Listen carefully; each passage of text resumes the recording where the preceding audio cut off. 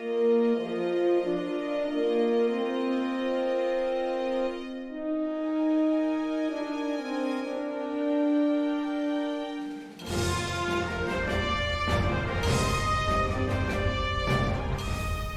good. Go ahead, Aaron.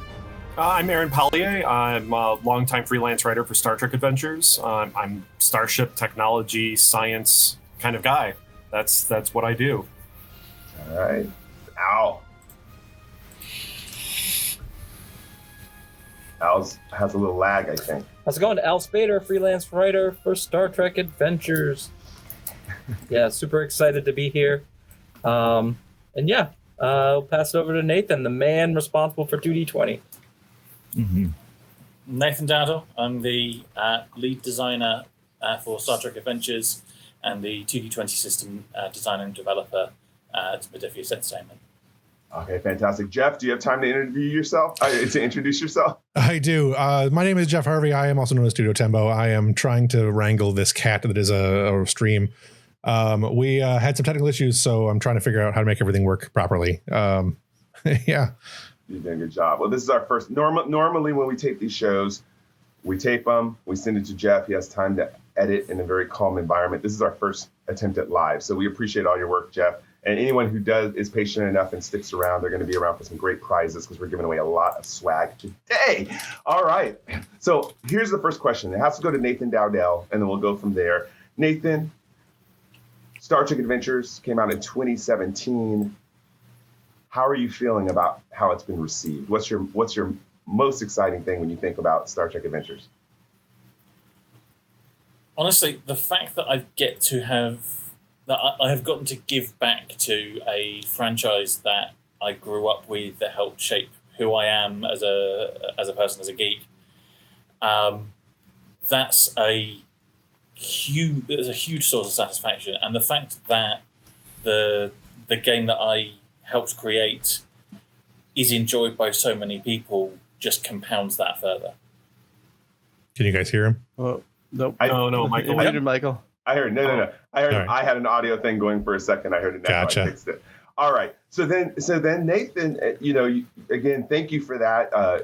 You giving back to the franchise like that. I want to pass it over to Thomas Maroney now, because when 2017 started out, did you think that there was going to be such a strong collaboration between?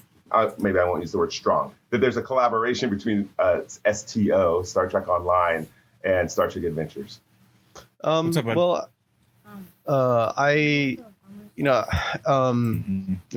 going to process the question a bit. I mean, it's interesting. I think the first time we started working together was through our partnership manager, Whitney, at now Gearbox. It was Perfect World at the time. And I'm not sure who connected with who, if they reached out to, Modiphius reached out to us or vice versa. But we had the opportunity to provide some art for, I think the Delta Quadrant book might have been the first book. I don't remember, Jim, if you remember.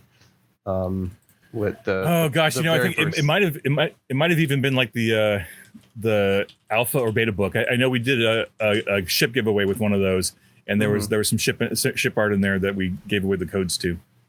Yeah, and it was it was fun. I was the one who actually made that art for them, and it was fun to see. And then started looking into Star Trek Adventures, and it's like, oh, cool, a new Star Trek tabletop game, the official one. I think the last one was the Decipher game, which was a long time prior, right? It had been a long time since we had an official Star Trek game, and so we did a few of these images and got them into the books, and then.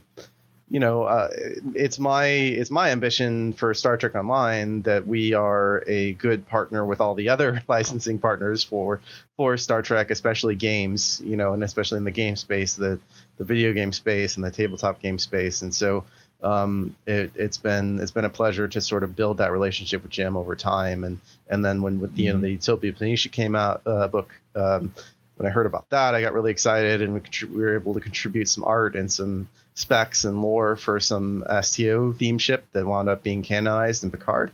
And that was funny because I knew they were going to be in Picard And so I picked those ships without being able to tell Jim that they were going to be canon. but that's why they ended up in Utopia Phoenicia, and I'm glad that I'm glad that we were able to work that out. It's been great, and I'm looking forward to doing more in the future. Amazing. And now over to Aaron, our science and ship guy.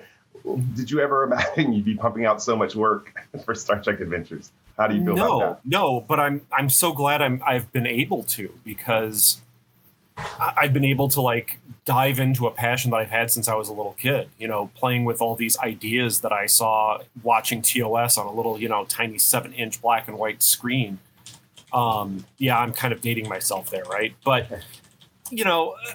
I loved this stuff since I was a little kid, as far back as I remember. And that kind of passion that I had for it, I'm able to put into these words. So I'm really grateful for the opportunity that I have to do that. Fantastic. Al, give people a little blurb of your story about how you got into it and how you feel about all the contributions you've been able to make to the game too. Yeah, we'll see how my connection's holding up. If it's laggy, I'll just jump off. I have to actually get off to a wedding. So I just wanted to say congratulations, everyone. I'm so proud to be a part of this. And I can't wait to see episode 200. Oh, wow. You're making me tired, Al. Enjoy the wedding. I'm glad you came on to wish us well. That's so awesome. Yeah. Thanks for being here, and thanks for all the work that you've done for the line. Exactly. All right, and amazingly, we're ramping up to a giveaway already. So I see that we have people subscribed in. I'm going to be dropping the question in the chat, the trivia question. Just so you all know, the first thing we're giving away, courtesy of Jim with Medipius, we're going to be giving away 2 Captain's Log PDFs. So we're going to do the first question right now. Let me go ahead and drop that in the chat. And whoever responds first, let me tell you how this goes, and I'll repeat it again. Whoever responds first in the chat, you're going to have a handle, so I'm not going to know who you are. So what I'll be doing is after I answer the question, I'm going to put my email in the chat. You email me in order to redeem the gift. I'll work that out with Jim. So it's pretty easy. So let's go ahead and start with the first question. And whoever answers first, again, is the winner. Which Star Trek captain has an artificial heart?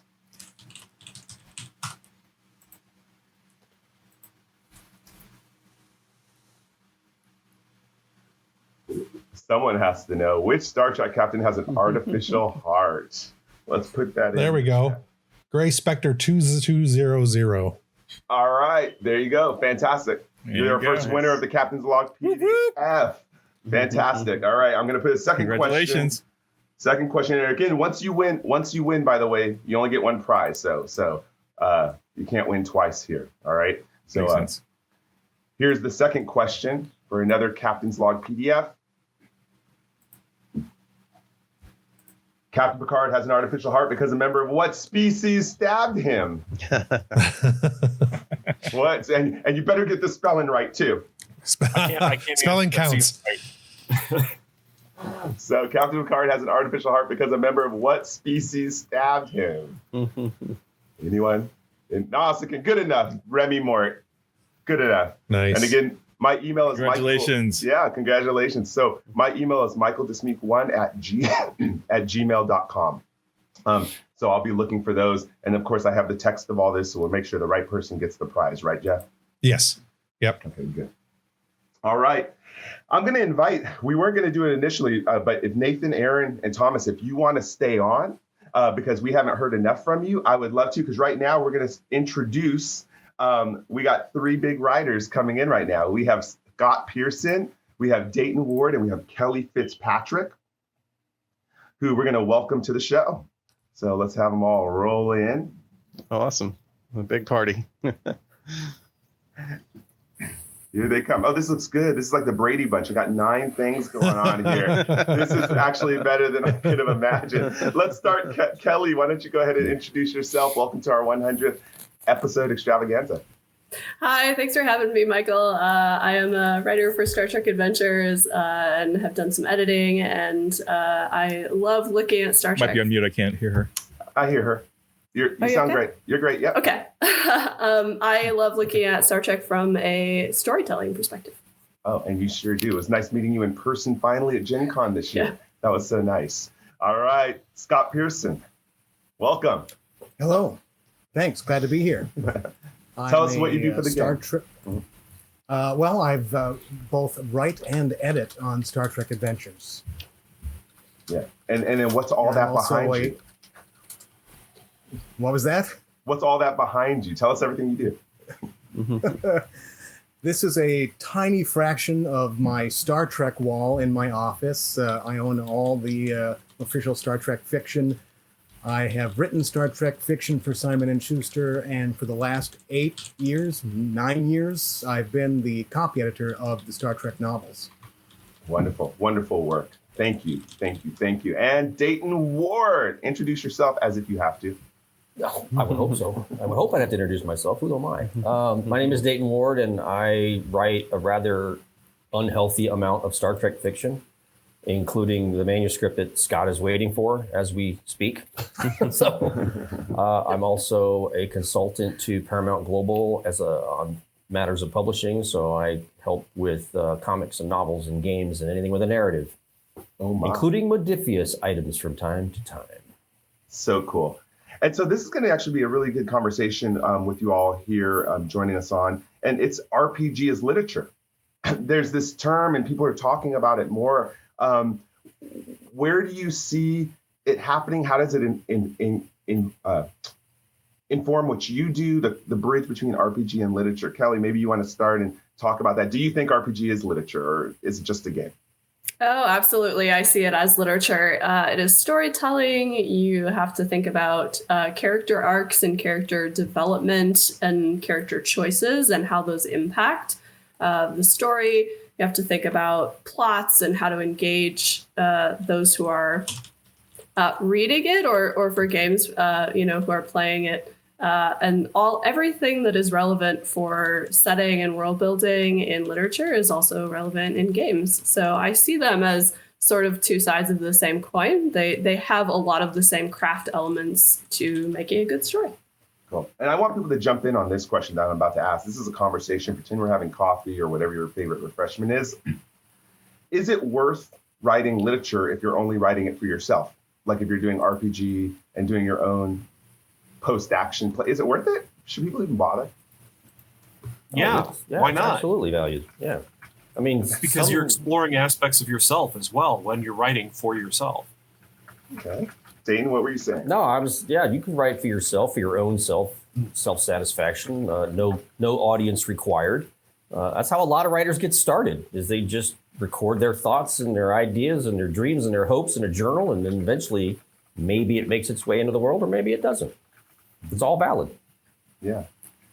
It's been interesting, people shutting themselves down with self-criticism, even on oh, well, it's not worth doing.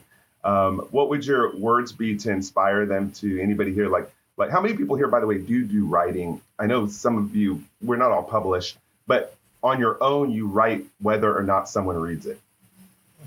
Oh, yeah. all the time. Constantly. All right. That's it. Yeah, there's no guarantees. Well, even if you want other people to read it, if you're pursuing self-publishing or traditional publishing, there's never a guarantee that someone is going to read it. So it's a hope, but you can't let that stop you from expressing yourself however you want to do it. Mm-hmm. Jim, we've been looking online where people like doing Captain's Log have almost been self-criticizing themselves out of starting it. That's a solo RPG, right? Mm-hmm. And we've addressed that. What would you talk to those people right now who are holding the dice and hesitating, just jumping into the game for themselves? Yeah, I mean, I just say do it and have fun, because no one's, especially if you're just doing it for yourself. If you're not going to share it with anybody, then don't worry about it. Just have fun. Do something creative. Do something different.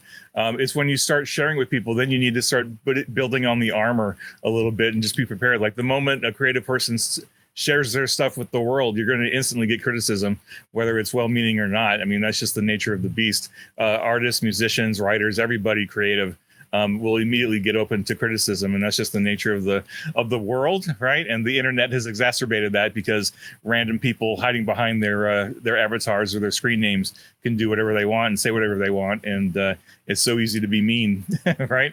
So I'd say if you're just playing it for yourself at home for the love, then just go for it. You're not going to get it wrong. It's only going to be as creative as you want it to be. So just jump into it, use the tools, and see what you can come up with. Yeah, can I add something too? Of course. I think if you have an ambition to be a writer or an artist or a creative person, I know there are a lot of people out there that feel like they could, but never take the step to actually to start. They want the opportunity, but they don't understand that you have to build a body of work, and you have to be comfortable with nobody caring about the first 98% of the work that you do. It's not until you cross. I mean, there's a great video by Ira Glass from This American Life where he talks about this gap between you might have good taste and you might understand that this is a good novel, this is a good painting, this is a good video game or whatever. But when you go to make your own drawing or write your own story, they're like, oh, what I wrote isn't very good. And then a lot of people just give up at that point because they think oh, well, I'll never be able to make something that I think is good or matches my expectations. But the way to become a professional creative person, there's certainly a little bit of luck and networking that goes into that. But a lot of it is just doing the work, making stuff over and over again, writing stories over and over again, drawing over and over again, making 3D models or whatever. You have to make your craft, and you have to seek out other people who are better than you and learn from them. You can find a mentor, so much the better, but otherwise just look online for good examples of other work that people are doing and figuring out what makes their stuff good and then copying it in your work. And it's a process. It's a long, arduous process that takes a ton of work.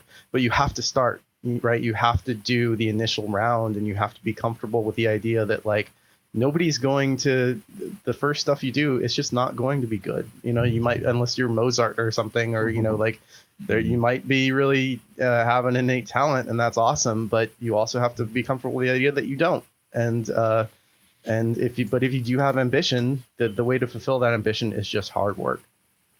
How do you all feel that RPG informed your ability to hear different voices that you might write? It's an interesting question. I guess you have to learn to approach the storytelling from different points of view, different types of characters, different emotional reactions, I guess. I mean, it's a lot like writing a novel with multiple points of view, but you have to learn to be more open-ended with your storytelling impulses. That was my biggest learning curve when I started contributing material. Is as a novelist, I have to figure out everything, and as a game writer or a contributor to a game, I have to fight that. It's like the gamers will figure this out, and they'll probably be smarter than I am when they do it. So trust that instinct, Well, and also you're not necessarily going to be, you're not creating the main characters for the game. You're creating the secondary characters, because the primary characters are going to be the players bringing their own characters to it. So that's another aspect of it that's so different from being a straight fiction writer that makes writing for RPGs a huge challenge to shift your mindset. You're not creating the characters, but you have to create the opportunity for characters to grow. And so you still have to build in these inflection points that are opportunities for a character to make a cool decision and to do something neat, but in a way that is open-ended so that it could work for whatever the character happens to be. Yeah. You have to fight the impulse to lead them toward your preferred conclusion. You have to provide multiple forks in the road and say, well, you're going to die over there probably, or whatever. And that's okay. But it's an interesting learning curve. And I admire the people who make it look so easy. Yeah. And Nathan, when you designed the game, that social conflict was really about that, right? Capturing that and pushing the characters into conflict. Yeah, I mean, social conflict, that part of it, was very much meant to model those tense situations that are resolved through words that are a crucial part of Star Trek. But I think from the perspective of character decisions, I think values and directives and the determination economy is much more central to, your character is faced with with something difficult. How do they react? Do they lean on their beliefs? Do they, hew towards the rules and regulations and the mission? How do they go? And having some mechanical ways to nudge characters in one way or the other, I think helps bring out some really interesting experiences at the table. Yeah, breaking things is important, and we talked about that before on the ship. Is a good literature is about breaking things and pushing conflict, right? And so again, with RPG, have you ever been surprised, or people here, watching it, or I'll even offer this to Scott and Dayton, who may not play, but they write novels. Have you found yourself surprised in the game how characters react, maybe around the table? Aaron, maybe we'll start with you. I know we play a lot of conflict with yours, and is it predictable? When you're playing with the group? No, it's not predictable, and that's what's great about it. Like a lot of times, I think I know where the scene is going, but it goes in a different way because the other characters that are there are going to react in their own way. So it's a lot like improv. It's yes and. We use that term a lot in it, and I think even when writing for the game and writing adventures, because I have written a lot of standalone adventures. You have to think with that in mind, this yes and putting out these plot beats that are just going to be there for anyone to pick up in a lot of different ways and roll with it. Yeah, you can give direction to the game master, but that's just a direction. There's a lot of ways to get to the next plot beat, so to speak. And I love asking questions like Kelly, Scott, Dayton. When you're writing a novel, not even RPG, do you ever surprise yourself, get up, walk around? Does that ever happen to y'all? Oh, yeah. I mean, with the Star Trek there fiction... are times where you have an idea. I was just going to say there are times where characters surprise you because you have an idea for a scene, but as you try to put yourself in the mind of that character and write it, that character takes it in a whole other way. Mm-hmm. Go ahead, Dayton, then Kelly. Yeah. I was going to say, yeah, I mean, particularly when you write licensed fiction, you have an outline, so you have a rough idea, roadmap of where your story is going to go, and it usually happens at like 3 a.m. when you realize that the part of your outline that you're hinging your current chapter on sucks. And so it's time to come up with a new one because that whole idea just fell apart. It sounded good in theory, but when in practice, it's not very good. So then you have to engineer a solution. So yeah, you can surprise yourself. And then because the characters are usually telling you this by this point, you just don't realize it. Like the story's going in a direction and you're just sort of following what the characters do. And you realize, yeah, that's not going to work the way I envision them working out this problem. So now I have to come up with a new one. It's interesting. It's like I said, it's Coke fueled. The soda, not the other thing. So. Yeah, that's been my experience also of knowing who your character is and sort of what's driving them. And sometimes that develops over the course of writing a book. I'm working on several novels right now. And the person I thought this character was at the beginning turns out, I learn things about them as I go. But the concept in STA of having those driving values of like, this is who this person is. If you know that going in, I think that makes it's really helpful when you're writing literature or novels to essentially know what's the starting point for the character, and then they might surprise you in how that unfolds or how they change.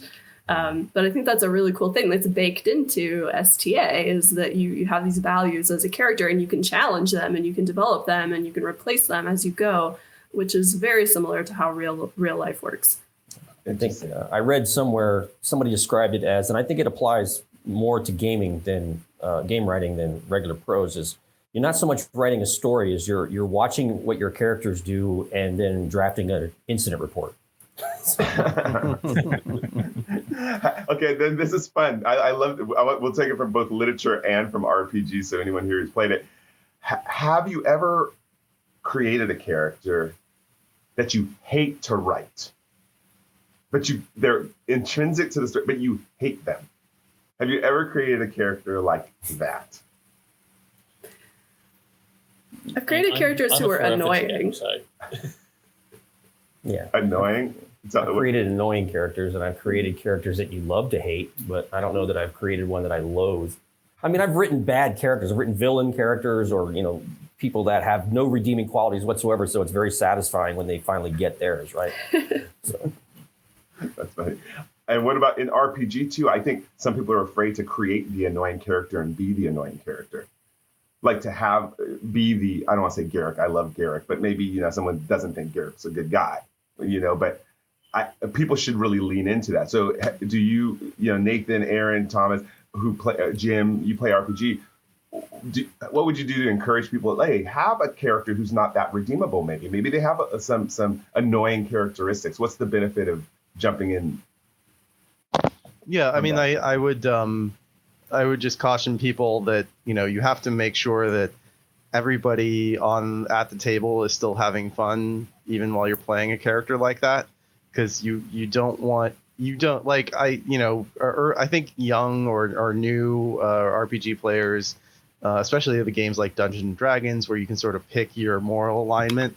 They're like, I'm going to be a rogue and I'm going to steal all the other everybody in the party. I'm a rogue. And so my whole job is to steal stuff, and they're going to steal everybody else's stuff. And that just gets annoying super fast. Right. And so, and thankfully with Star Trek, we have I think we have a moral framework within, if you're on a Starfleet ship, there are expectations of Starfleet officers. And so the rules and guidelines that sort of prevent people from going to that extreme. But you just have to make sure that even if that your group is still having fun with you being that person at the table, it's a shared experience, right? And so it's not just about my fun; it's about everybody at the table, their fun, and the game master. Are they having fun? And so if you're the game master and you have an NPC like that, also make sure that the players actually get something out of interacting with that person, and it's not just oh, this guy again. It's So just that's my two cents on that scenario. It's like to go to a more extreme example, it's like player versus player conflict in an RPG. That can be very difficult to handle at the table.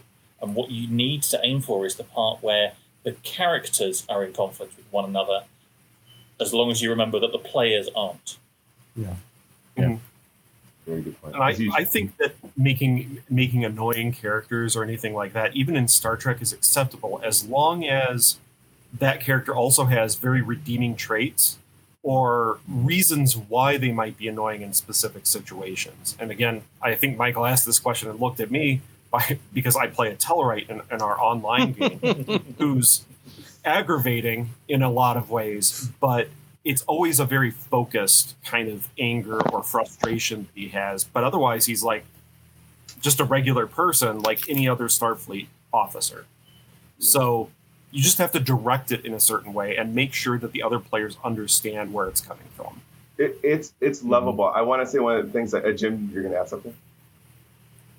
Yeah, but go ahead, Michael. Finish your thought. And well, I was going to it's based off Aaron's character. Because he creates this character who is so in conflict, and I don't want to call him annoying, that wouldn't be the proper word for it, but so the personality is so rooted and so fixed. I can create plots knowing that there's going to be certain reactions that are going to drive the plot even thicker and drive it deeper. So not everyone's flat. Not everyone has to be agreeable all the time, which is really boring in a literature, right? In a book, if everyone's agreeable, you don't want to read that book. So I'm encouraging players, game masters, create characters who are kind of set in their ways, their personality, idiosyncrasies, because you can really drive that and create some hilarious situations. I can honestly say that my stories are nothing without the characters having their own internal conflict. That really, ideally, you want a Spock and a McCoy. Exactly. Mm-hmm. Well said. Yeah. Mm-hmm. Exactly. So design those characters thusly. Go ahead, Jim. Yeah, I was going to say, just that being said, if we harken back to the literature angle a little bit, the redemption story is a classic of literature, right, and of gaming. And I think if you're a player who wants to play a character who is abrasive and has issues, but you want to develop them and you want to redeem them over the course of the campaign, or this season or whatever. If your group is on board with that and your game master is on board with that, and like you have a good team of people that you're all working together to play the game, sure, play a character who's got some really rough edges that is on the dark side of things, and then kind of you can bring them through over the course of the of your campaign, or even just the first season. Well, I mean, whatever the structure looks like. I think there's a lot of value in that. I haven't seen that done myself in any of my games because we've usually hearkened more toward the Starfleet as a team working together, and there weren't really a lot of lone wolves in the group, but it could be done, I think. And I think you would just need to have a really good session 0 with your group and your game master. Make sure everybody's on board so that you're not, ruffling feathers unintentionally. But I think there's some value in that. And I mean, find a character's motivation. Don't just be edgy for the sake of being edgy. As long as your character has a well-motivated reason for doing what they're doing, then it can make for a lot of interesting interplay and can help your character grow beyond that edginess. Yeah. Mm-hmm. I think that's the thing is I think players should be willing to say, hey, I'm going to take a loss. I'm going to fail. Talk to the game master about it. The other players may not be aware of why you're losing, maybe losing rank, losing position, losing reputation. For the sake, that becomes a career event that later you look back on and you love those moments. I think about a character that was written into the Vanguard novels, which I just finished, Reyes, the station commander, Diego Reyes, I think that was his name. And he, without giving spoilers, by the end and all the failures and mistakes and trials and tribulation, you're in love with the guy by the end. Mm-hmm. And that really, if I'm playing RPG, that's how I want my character to be. 5 years down the line, I want to be able to look back at my character and be like, wow, they went through so much, but they made it. Their values, came through. Mm-hmm. Mm-hmm. Yeah, I mean, look at Nog, right? I mean, not the same because he wasn't necessarily the same type of character we're thinking of, but he started in one particular place, and then over the course of 7 seasons, he ended up in a very different place. And that whole character progression, that is something that you could plan with your character from the very beginning. Get your game master on board, get your fellow players on board, and say, hey, you know what? For this particular game, this is the kind of character I want to play, and this is the kind of journey I would like to try to get on. But I want to discover things as I go too, as we're playing all together as a group, and each other character in the group is going to be on their own journey too, right? But I think if you are that kind of a player and you have a clear vision of where you want your character to start at and to end up with potentially, depending on what the game master wants to do too, I think that could be really amazing. To do that. And of course with Captain's Log, right? If we talk about Captain's Log really briefly, you can do whatever you want with your character because it's just you, right? It's just you in the book. Like you can do literally anything you want. If you want to do a redemption story for, I don't know, Gul Dukat, sure, write that story. How do you redeem Gul Dukat, right? Do an alternate universe story for him. Nick Locarno, Tom Paris, there's lots of examples of characters that, hell, you could even do a story about Kai Wynn and bring her redemptive values out, right? Why not? Anything's possible. Sometimes you ask too much. Okay, we're done. You got to push, right? You got to push. You can't just do the easy stuff, right? You got to be willing to do the hard stuff sometimes. That's what I love about Jim. He's always swinging for the fences. Well, and on that too. What about we've touched on this in the Game Master's Guide and some of the other books. Is a character's death or end? It could be prison or whatever. And this goes to the writers here, to Kelly, Dayton, Scott, and to us avid players. Is there a time where it's kind of broken your heart because you're like, the only way to really make this story work is this sad ending or something? Have you ever had to experience that? Yeah. Go ahead, Kelly. Yeah, I was gonna say not in a game, but for sure in like stories and novels. But I really love a good satisfying tragedy where there's like meaning in either a sacrifice or in characters accepting this is the end and here's what I'm gonna make out of that. I find that to be really satisfying in literature. And so I could see it being really satisfying in a game. Like Jim said, if everybody's on board with that, that could be a really beautiful thing. Yeah, tragedy is my preferred storytelling method. I'm a big fan of like the Kurosawa type stuff and just a lot of the, tragedy is, tragedy I think builds for better story. It's not how your characters die, but it's not if they die, it's how they die kind of situations. Mm-hmm. Mm-hmm. Yeah. I think for me, it makes things more serious in the game. When the other player, you have a player who says, I'm going to go this tragic end. Again, it doesn't have to be death, I'm going to take this tragic exit, kind of everyone else in the game kind of wakes up like, ooh, could that be me? Right. Yeah, I mean, I had that happen in one of my games ages ago. We were three real years into a campaign, and one of the players in the group said, "You know what? I'm done with my character. Like I've done everything I wanted to do with this character. I'm bored. I want to go play the chief tactical officer. Right? I don't want to be the chief medical officer." He came to me and another guy were co-GMing the game, and he said, write this character out of the campaign. Give me a good death, and then let me play this new character. And this is the first time this had ever happened. Like I'd never had a player come to me and say, "Hey, I want to kill my character in game, but make it cool." And so that gave me and my co-GM a cool opportunity. We're like, okay, well, let's figure out how to kill your character, make it meaningful, so that it's not just like a one-off throwaway death, like Portasha Yar. Like it actually had some meaning behind it, and we did it, and it was a great session, and all the other players were totally blown away that we were actually willing to kill this character, because we had never done that before. And so we were like, no, this character is actually really truly dead. And then next session we introduced his new character, right? And for a player to take that initiative was really inspiring, and that's what I would encourage all players out there to do, is like, don't just sit there, be passive, and let your game master dictate the story to you. Take some ownership of your character and even of the game too, right? Like especially with just the game mechanics with momentum and your ability to shape the scenes to some extent, right? Even just be willing to go meta a little bit and think about the game as a whole, and what your character can do and what your other characters can do. So be collaborative with that. Don't just let the game master dictate it. Because I know there's a lot of games out there where they are really driven by the game master, and the players are just kind of along for the ride, right? I think Star Trek and other narrative type of games that are based on narrative IPs, you have an opportunity to you're not just a player, be a writer, be a producer, even be a director sometimes. Like you can do a lot of stuff with this game that you maybe wouldn't do with other games. Yeah, I will say that I've been running games for a long time, and I started obviously with the first game I ever ran was Star Wars, the old West End Games version, and I've run Star Trek in various versions, and I've run I've been running Star Trek Adventure since it came out, and I will say that trying to get into the game from a perspective of Dungeons and Dragons and trying to be narrative heavy as a game master doesn't lend itself as well to this game as being more collaborative and having players take more agency over their characters. I've had in the Star Trek Europa game that I ran, we had the captain wanted to die. He wanted to play a new character.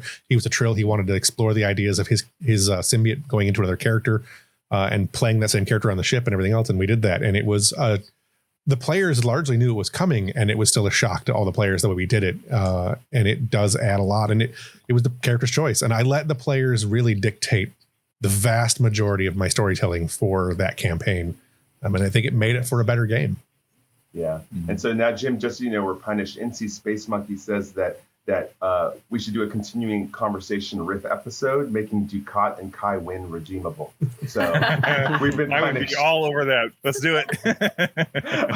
It makes me shudder. All right, so let's do a go around, because I want to thank everyone who's been in this segment about Star Trek RPG as literature, really deep stuff. But let's do a go around and maybe 100th episode, what you have to say about not only continuing conversations and Star Trek Adventures, but even what you're looking forward to for the future as we start doing these sign-offs. So let's start with you, Aaron. Paul, Ye, what do you have to say?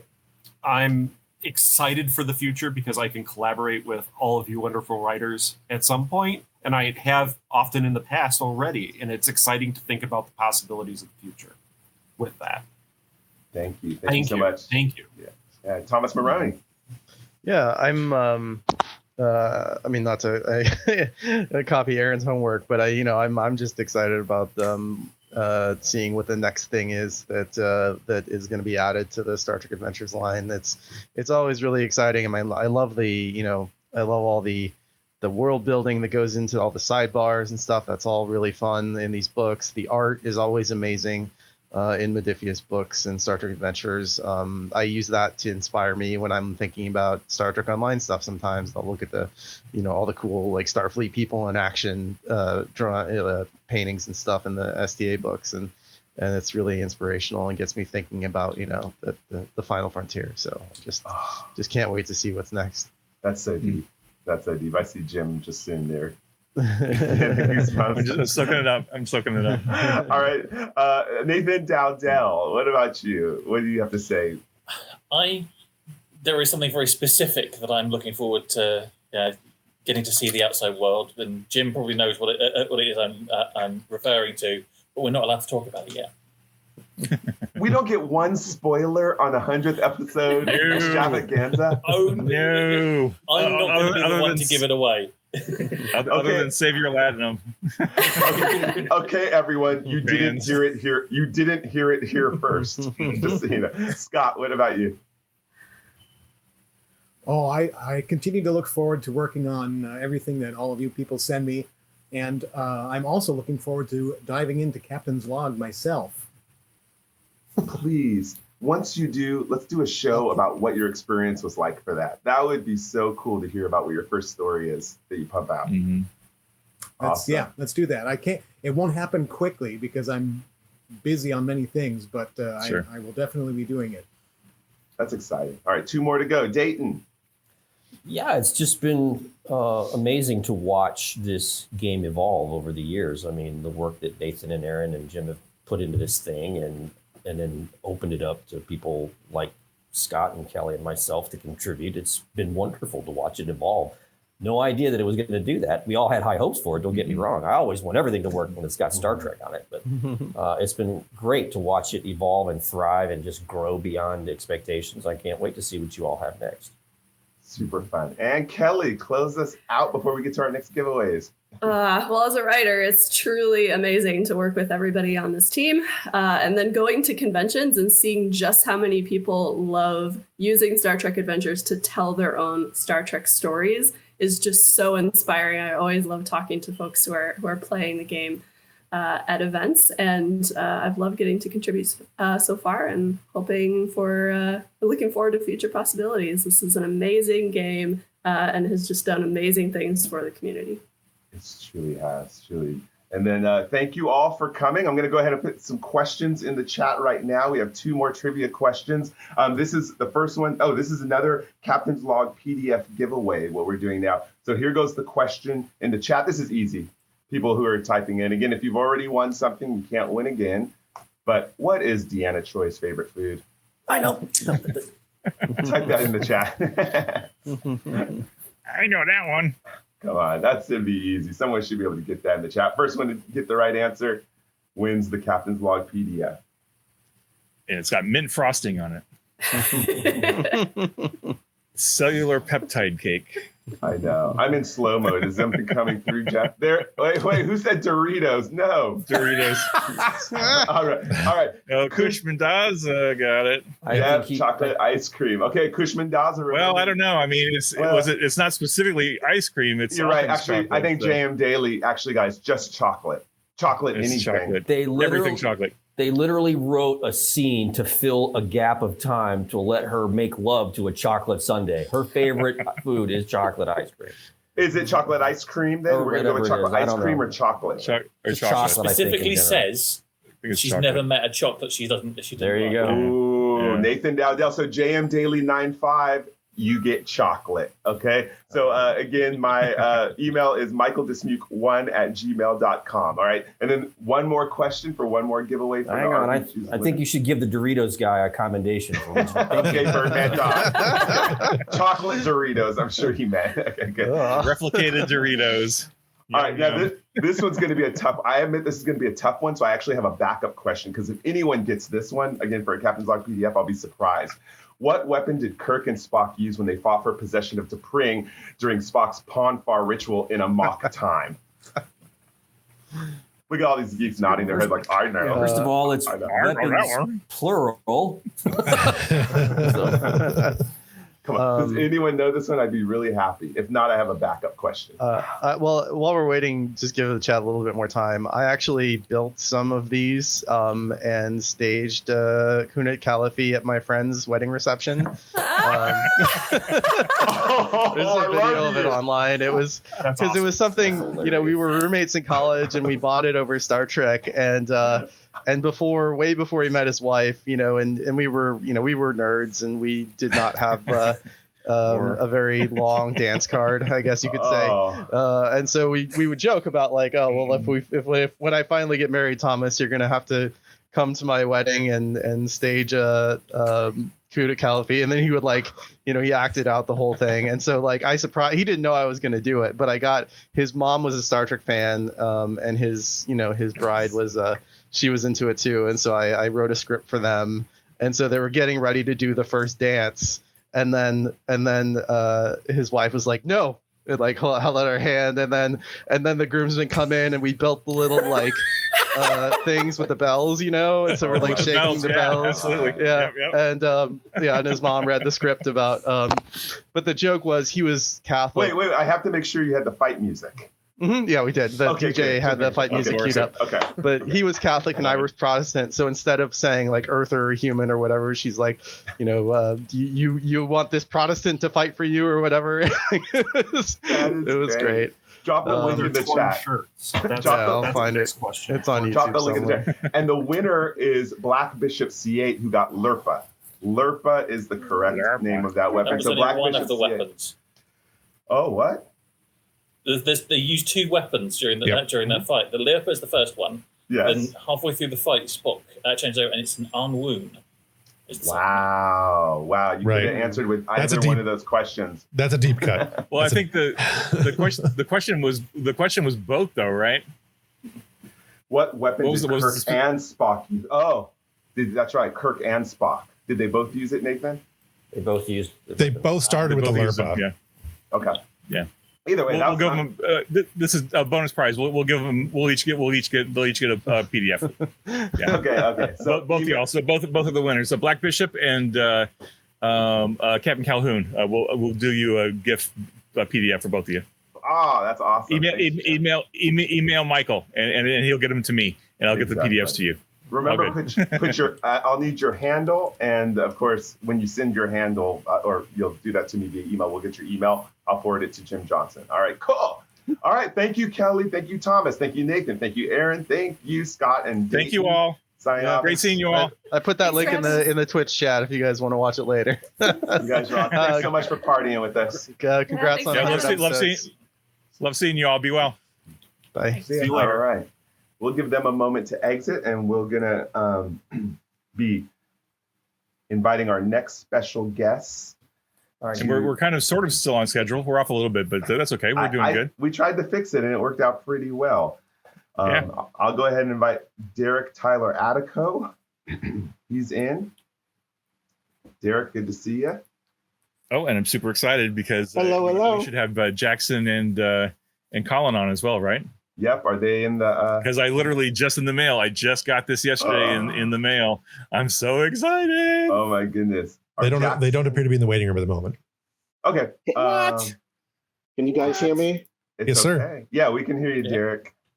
Good. Nathan, stay on with us. I can't see you, but I can't see you or hear Derek yet. I have a lag, I think. Oh, Jeff, maybe you can send them an email for the login. Yeah. And we can get started still. Derek, introduce Yes. yourself. Welcome to the 100th episode extravaganza. oh, okay. I'm Derek Tyler Attico. I'm a writer, I guess. I can Oh, I can see his video on Twitch, but not. I on, hear you, Derek. No, I oh, you hear me? I Oh, do you hear you. guys? Yeah, I can. Okay, you hear me and Yeah. see me? Yes? Yep. No? Yes. Yes? Okay. Yes. Okay. Yeah, I think the All right. problem is just on Jim's end. So Oh, okay. Sorry, Jim. But yeah, it's great to see you guys. Yeah, I'm a Yeah, do I need to go out again, Jeff? Do you think? I think so. Yeah, All right. Yeah. it won't affect the recording or anything. You're good to go. okay. All right, So, yeah, go I'm- ahead, Derek. All right, so I'm a what am I? That's what I want to know. I'm a writer. I'm a writer of. I started out with Star Trek: Strange New Worlds, way back in 2005. Two-time winner of the Star Trek: Strange New Worlds anthology, and now I'm also a writer for Star Trek Adventures, which is why we're all here. Which is such a great game, and I have had so much fun with.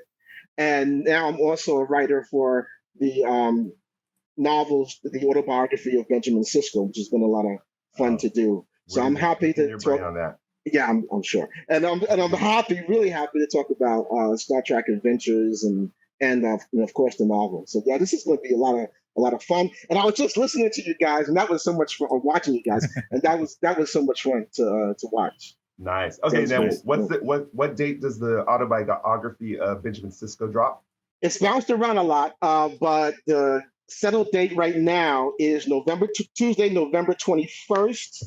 It's coming out worldwide, and I think actually though in London at Forbidden Planet only, I think they have some copies out that they're like pushing, and because I think Titan owns Forbidden Planet, so I think they're doing like some soft releases of it. But for everybody, it'll be November 21st, and you can pre-order now, and you can read it and see what's the origin story of Benjamin Sisko. And today we're giving away 4 copies. So we're going to be doing 4 pre-orders and shipping those direct. Me and Derek worked it out. So Right. 4 people tuning in today get a chance to get their hands on that, which will be really cool. Yes. So very good. So Derek, I have to tell you. First of all, my birthday Yes, is sir. November 9th. My birthday is November 19th. What? And so your book is my birthday present to myself. I've pre-ordered it. I'm waiting for it to get here. So whenever it gets here, that's my birthday present to myself. And my question for you, because we haven't had you on the show yet to talk about the autobiography yet. I'm sure we'll do it at some point. But I remember you and I talking at Shore Leave 4 years ago. This must have been right before the pandemic. We were just throwing. I think the Janeway autobiography had just come out, Right. and we right. were hanging out in the bar, just catching up and talking about stuff. And I remember you had floated the idea of working on an autobiography of Sisko at some point. And I was With like, yeah, that's a you. cool idea. Right. Yeah, with me. And I was like, yeah, that's a cool idea. Let's figure it out. Right. And then I got busy with STA. Right. And I am so thrilled to hear that you kept it going. So I want to know, like, what was the genesis? Like, how did you go from like just us chatting about it? And then how did you keep it going? And how did it all work out? Man, well, first of all, I want to answer that. But first of all, while I'm thinking about it, Michael, what I want to do for those 4 winners is, because I probably won't be able to sign for them, but I want to get their addresses and maybe put like a personalized card to send to them with it. Heck yes. Right? That'll be yes. cool, so that they Okay. can have that as an insert. All right. So, and to answer your question, Jim, that didn't happen. That discussion, it didn't happen. And I was like, well, that's not going to happen. And we, as writers do, we moved on to other things, right? Mm-hmm. And then there was some podcast was talking about the autobiography, and unfortunately, I don't know what podcast, but some podcast was talking about the autobiographies from Titan Books, because Titan has done some really great work doing the autobiographies of captains. They've done Kirk, they've done Spock, they've done Picard, and they've done Janeway. And someone on Twitter mentioned, well, they skipped Sisko and they did Janeway, and they should do Sisko. And if they do Sisko, this guy, Derek Attico, wrote a really cool Sisko story in 2016. And that got some traction on Twitter. So one day I'm on Twitter and I'm like, why is like Twitter like 200-300 feeds on Twitter blowing up my name? What is going on? And so that was what was happening. And then like a year after that, and so then basically Titan took notice of that. And then a year after that, Titan, from what I understand, Titan through the grapevine read the Sisko story, The Strange New Worlds 2016 Sisko, which is a Benny Russell story, The Dream and the Dream. And from reading that, and I guess from some the buzz on Twitter, they were like, "Oh yeah, this guy couldn't actually write the autobiography," and they reached out to me, and I was like, "What? What is happening? What what is going on?" And it was just really incredible. George Sanderson, managing editor over there at Titan, we had a great discussion about our mutual love for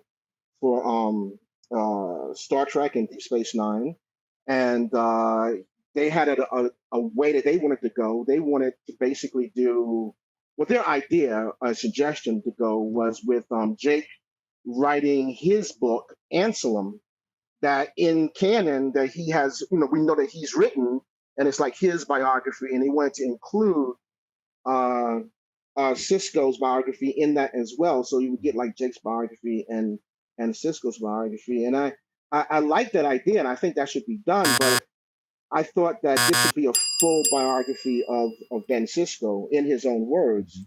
And so I suggested to George how I thought we could accomplish that. And he liked my idea. And he's like, all right, I like what you're doing. I like the idea you have. So let's go with that. And then I had to achieve that, of course, and put that into motion. And then we went off to the races. So I'm really excited for everyone to see what I did, and to take a look at this origin story that I think is 30 years in the making. Yeah, Awesome. I had the privilege of reading the Janeway book by Dr. Una McCormick too, and I had that after I read it. I was thinking to myself, wow, did she go back and watch every single episode and catch every detail and write that in? So now I get to ask you, did you go back and watch every single episode? I watched a lot of Deep Space Nine. A lot of Deep Space Nine. I don't think I watched every episode, but I watched a lot. And I think, as writers of Star Trek, a lot of it's just already in our heads, The first thing I did was I tried to see if I could get Cisco's voice. I already had his voice from 2016. But I think I watched In the Pale Moonlight probably like 10, 15 times, because that's the episode where it's just Ben Cisco speaking, and that's also the episode where Mr. Brooks is just going, and it's so you can get his voice. But actually, I did that for a little bit, and then if I'm being really honest, I just turned it all off, because you don't want to get so bogged down in episodes that you lose sight of what you're doing. You want to trust that what you have is enough, and then you just want to fly, and that's what I did, and the first thing I had to do was I had to deliver the outline to CBS. So I realized that usually when I write on the fly and make changes and adjust. And even when I did a lot of work for you, Jim, we'll talk and make adjustments as we go. And couldn't do that here. I had to deliver something up front, and I realized I was locked in. So I took a few days. I stood in the shower for a couple hours a lot, and I just like, well, anything I write in this outline, I'm pretty much going to be locked in. That's going to be my guardrails. And I took like about a week just deciding what I wanted to be for his origin story. And then I took a while to write that. It was several weeks, I think, about 3 weeks, I think, to write the outline, just the outline. And then that got submitted, and then that got approved as is, which was great.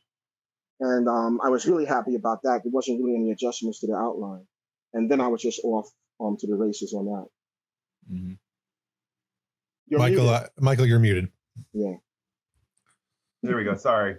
Are there any interim processes after you submit the outline before you submit the final manuscript that you have to do for approval? Oh yeah. Well, you submit it, you write, and then I'm personally used to like just 2 drafts. I just write a draft, and then I write a second draft, and I'm done. Not the case here, of course, because you submit, and then everyone takes a look at it, and then they have suggestions. And it was really great having George Sanderson as my editor.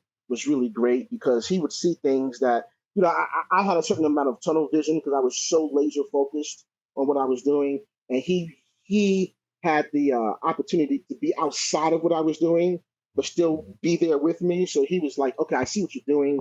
Maybe you want to pull back a little bit on this, or maybe focus more on this. And then by the time, after he and I would make adjustments, it would get to CBS, and then CBS would make really great suggestions. And I was like, oh, that's great. I can even dial in more. So I think it went through like 3 or 4. Can you give us a sample of something like that, like where you had to pull back or? Yeah. Actually, I can. This is one scene I wrote that I was really like excited to write. I can't really say what it's about, but it's during the Ben's Academy years, and I was really excited to write this scene. And everybody was like, no, no, no, no. Even and Dayton was also on part of the committee for CBS. Was reading the scene. Everybody was like, no, this is just too much, man. You got to pull back.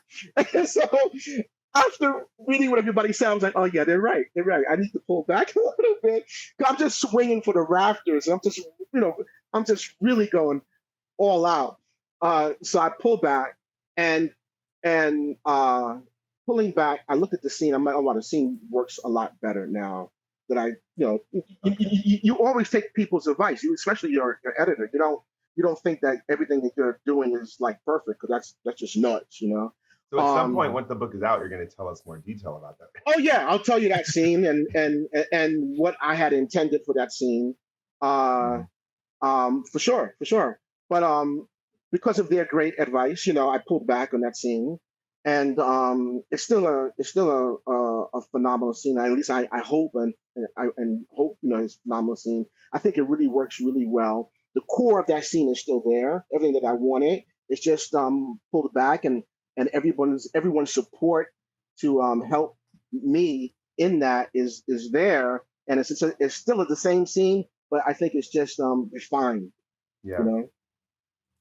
BC Holmes asks, she's watching right now. She says, how many Creole recipes did Derek have to learn for this book? That's interesting. I wouldn't say I have to learn any, and I know she's like tongue in cheek, but I will say that I will say a little bit of a spoiler is that New Orleans is also a character in this book. It's, what do you mean by that? Tell me more. You'll have to read it. You have to read it to find out.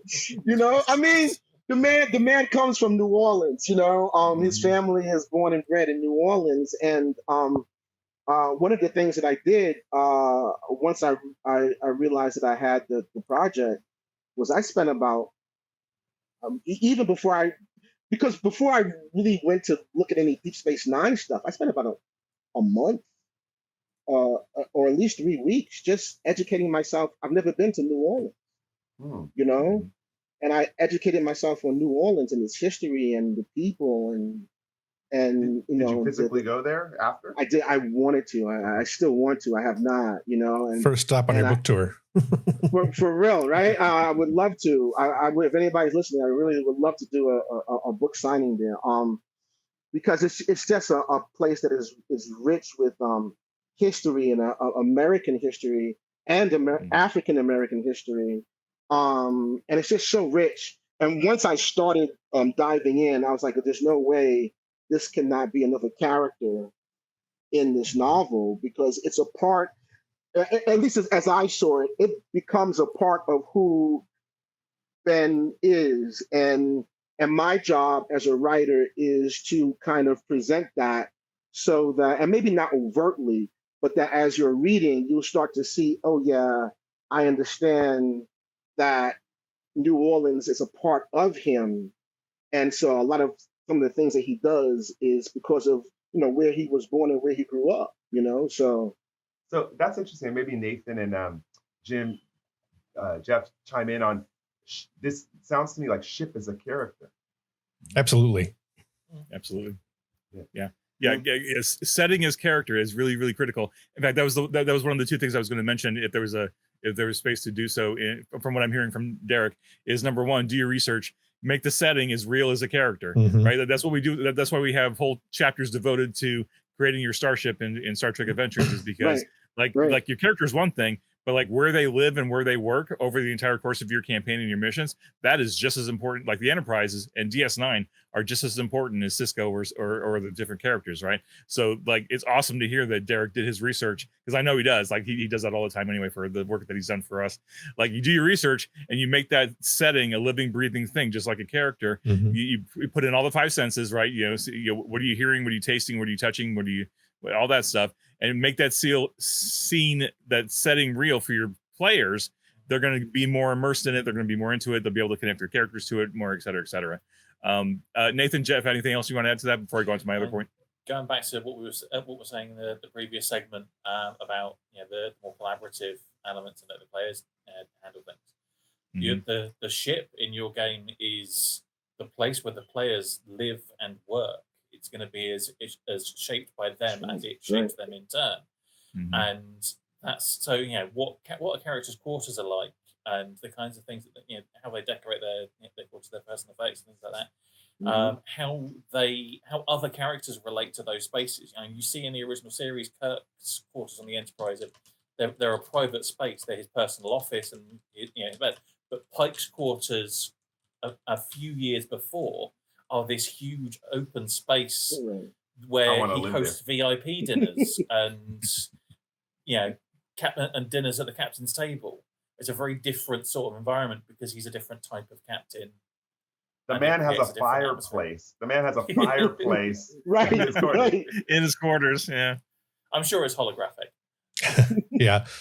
My only comment is New Orleans is an easy city to make. No, I wouldn't say easy, but it's a great city to make a character because it has so much character to begin with.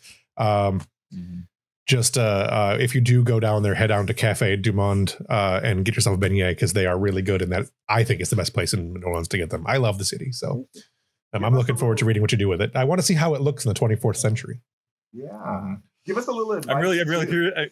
Like Derek, I can't wait to read it, but I'm really curious to find out if you were able to sneak in any references to Interview with the Vampire or Anne Rice's books, because I know those are all living and breathing in New Orleans as well. No, I can tell you now. No, I didn't do a lot of that at all in regards to New Orleans and the Interview with a Vampire.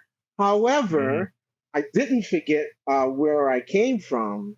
So there are straight up, I'm just going to say it here and debut it here. There are straight up Star Trek Adventures references. What? Nice. Oh man! Now I'm going to really tearing this thing apart. Yeah. So for the game masters and the players out there, there's one other takeaway I want you to, if nothing else, like obviously be excited about the Cisco book. But Derek dropped in a great piece of knowledge in his conversation about characters and development. And you know what? Now that I'm talking about it, I just literally it just escaped my mind. Son of a gun! You dropped a great piece of knowledge, Derek. What the heck was it? Now I'm going to be dwelling on it. Well, maybe you'll think about it. I'm going to take. Yeah, think about it. Go ahead, Michael. I'm such a geek, and don't nod or say yes or anything because I know American Sign Language, so I'll be able to read your face, Derek. No tells. I'm going to guess, and let's see if I'm right, Jim. Calmirans. That's all I'm saying. That's all I'm saying. The what? The who? I'll say. It's funny because Dayton was reading the manuscript, and Dayton was like, "Oh, I see what you did there," in the comments. It was cool, and I was like, "Well, why wouldn't I? Why wouldn't I? If I had the opportunity, and if CBS didn't have a problem with it, why wouldn't I? Yeah. And it's all licensed material, so." And what you did was pull a Thomas Maroney because you're bringing the worlds. Now you brought the novel world, right? STO. It's right. I think you're the first person to join it like that for the novel aspect. Maybe from Star Trek Adventures, and there are elements in Cisco's autobiography that can definitely be played. That when people read it, they'll be like, "Oh, I might like this aspect of what was done, and I might want to pull that out, strip that out, and put that in the game." And you'll understand more, when it comes out. How does that make you feel, Nathan? How does that make you feel, Nathan? Yeah, it's always nice to see those kind of little, cross connections. Those sorts of references pop up. That's so cool. Yeah. I remembered my thing. Okay. So this sounds like a good place to drop it in. So Derek mentioned at a certain point you can do all your research. But at a certain point, you just have to go and you have to get started. You have to start writing and you just get into it. And don't let yourself get overwhelmed or intimidated by all the wealth of Star Trek material that is out there. At some point, you just got to start playing the game, start writing, whatever. So my encouragement to game masters and players out there, and also writers, if you're listening to Derek, sure, do your research and stuff. But at a certain point, just start playing the game.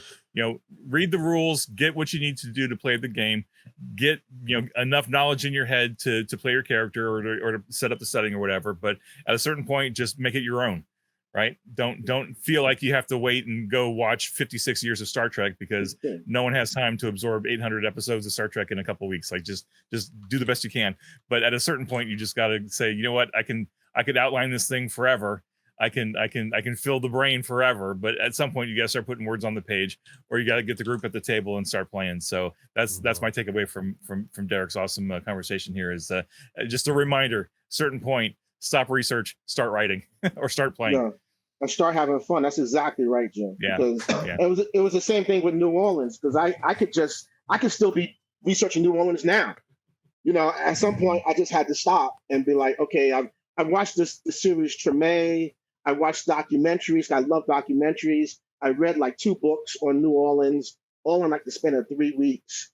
And my girlfriend was like, oh my gosh, New Orleans again, you know? And I was like, I need to just get it in there, soak it in. And I think as a writer or as anyone, when you soak in so much, at some point it becomes subconscious. So that when you're like 2 months down the road, it's just like, oh yeah, I remember that thing about New Orleans. I remember about handkerchiefs. I remember about, you know, second line. You know, I remember that. I remember this. You know, Yeah. and You so whet our just- appetite. So we're gonna do some Yeah. give out. You don't have to. Well, you're welcome to stay to keep going as we keep going through, because we're gonna still have some awesome guests we're bringing on. Derek and Nathan, you're welcome to stay. I have giveaways to give away though. Let's start with. Before we start with your 4 copies, now we're going to know that they're signed copies of Cisco. We have a Klingon core rulebook to give away, right, Jeff? A special edition Klingon core rulebook. I have 3 of these actually, but I'm only going to give one away today. Which is perfect because Derek worked on that too, right? Didn't you work on that, Derek? Nice. Yeah. I was fortunate enough to. Yeah, absolutely. So basically, this book is donated to us by Adventure Inc., which is the store that I run. So donations from me to us. Thank you, Adventure Inc. Yes. Grateful. Shirt today too. All right. So the question that I have is, what was the first Star Trek episode which Klingons appeared? Good question. That's right. My God.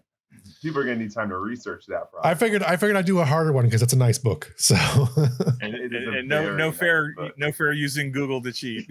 That's right. If you don't know it, it's okay. No, use Google. We won't know. Oh, okay, yeah, all right. Use AI if you want to. Use ChatGPT, though, but that'll get you a wrong answer. Never use ChatGPT for accuracy. Don't use that.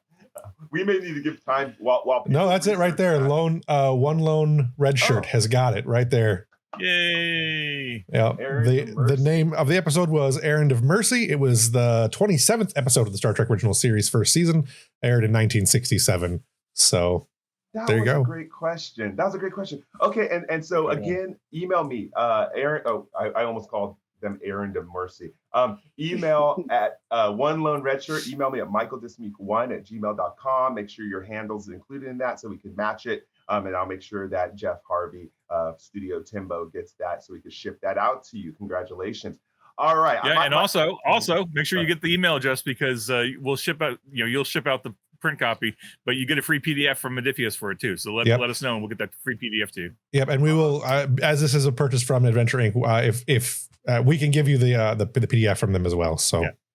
Sweet. All right. Okay, my question is going to be much easier. Watch how easy this question. Again, this is one of the first giveaways for the autobiography of Benjamin Sisko, written by Derek Tyler Attico, who's with us today. Look how easy this question is. Someone better get it. Which character serves as the head of security for the space station Deep Space Nine? Come on, it can't be easier than that.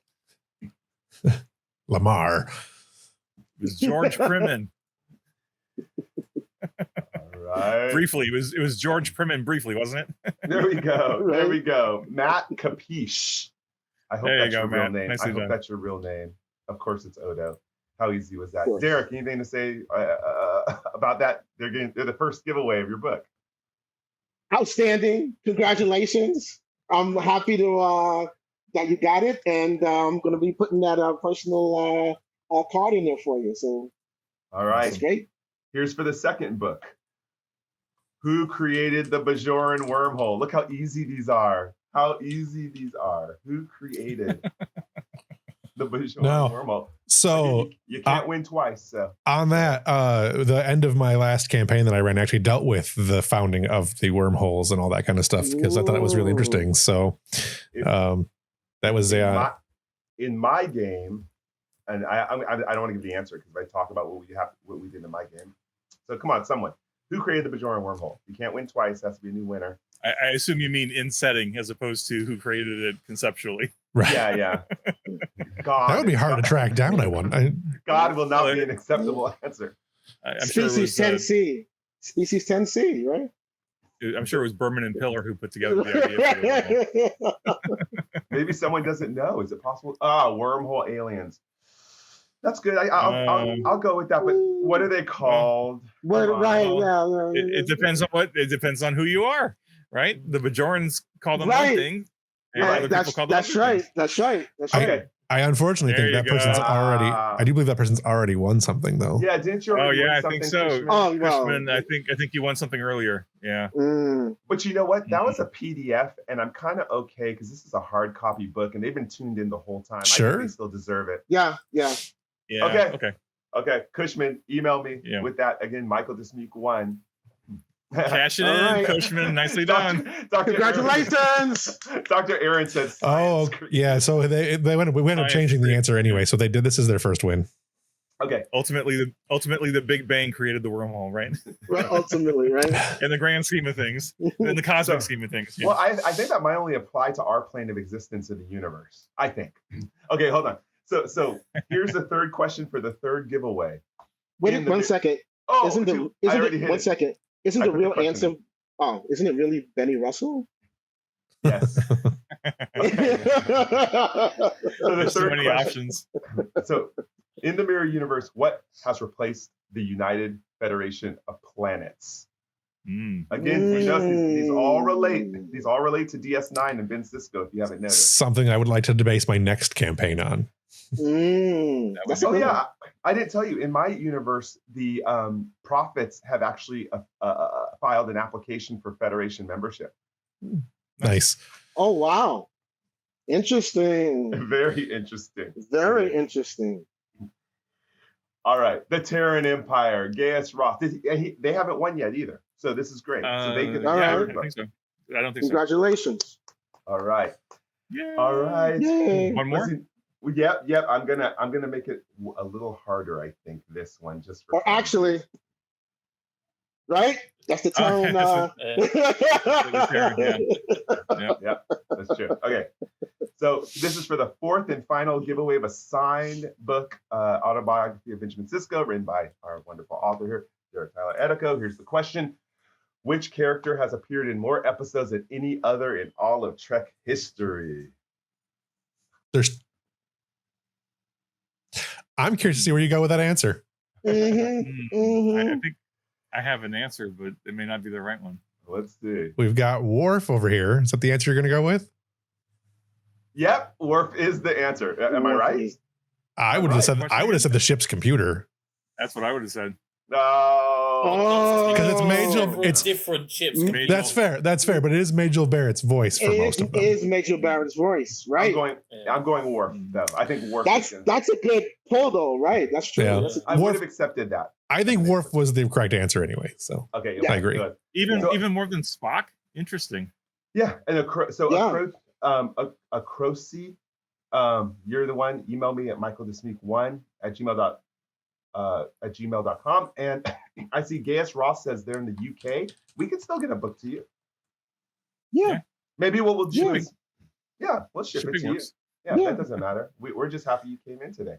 In fact, Titan's in the UK, right? So I'm sure that's right. Titan's in the UK. Yeah. You'll get I'll get a copy to you somehow. Absolutely. All right. Well, we want to be on time. Let's see. Do we have? Yep. Yeah, I want to be on time. We're running a little late, so let's now bring in. And again, Derek, you're welcome to stay. Nathan, you're welcome to stay. I can stay for a little bit if you guys awesome. want to. Yeah. Well, you want to? Come on, we're getting BC Holmes and Dr. Aaron. Aaron McDonald. Come on. Oh.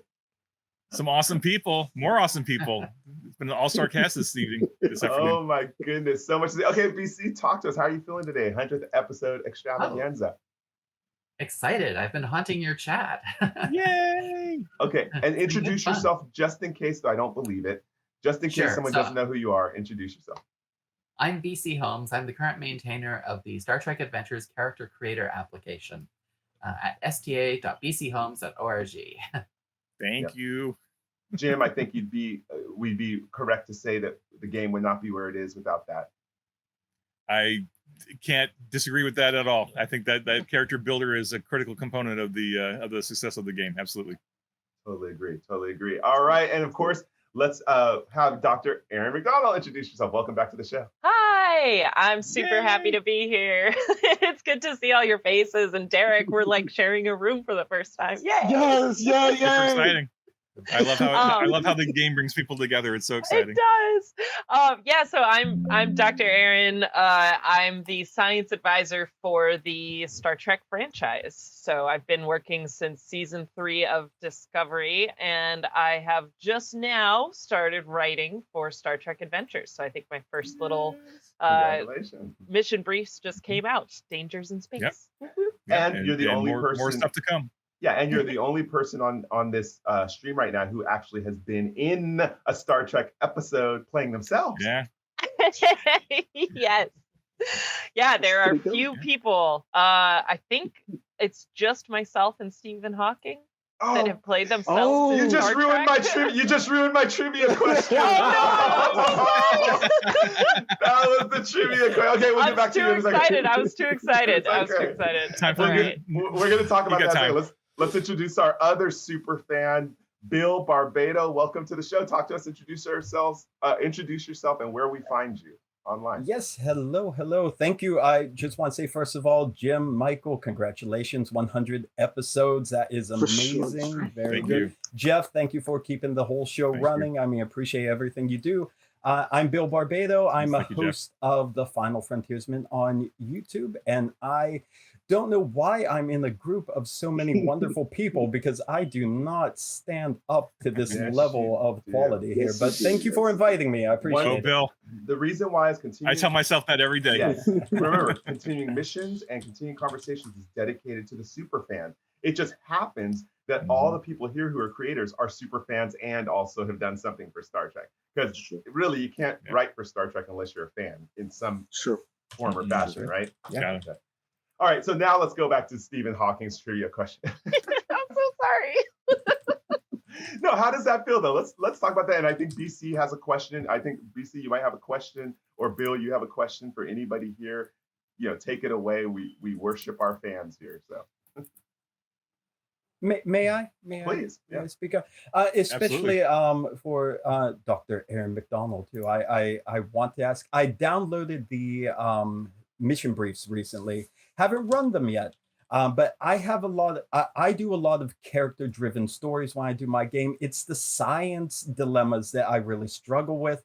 So, as a game master, like what kind of advice do you have for making good science dilemmas for crews to face, especially if maybe you don't have a really strong science background?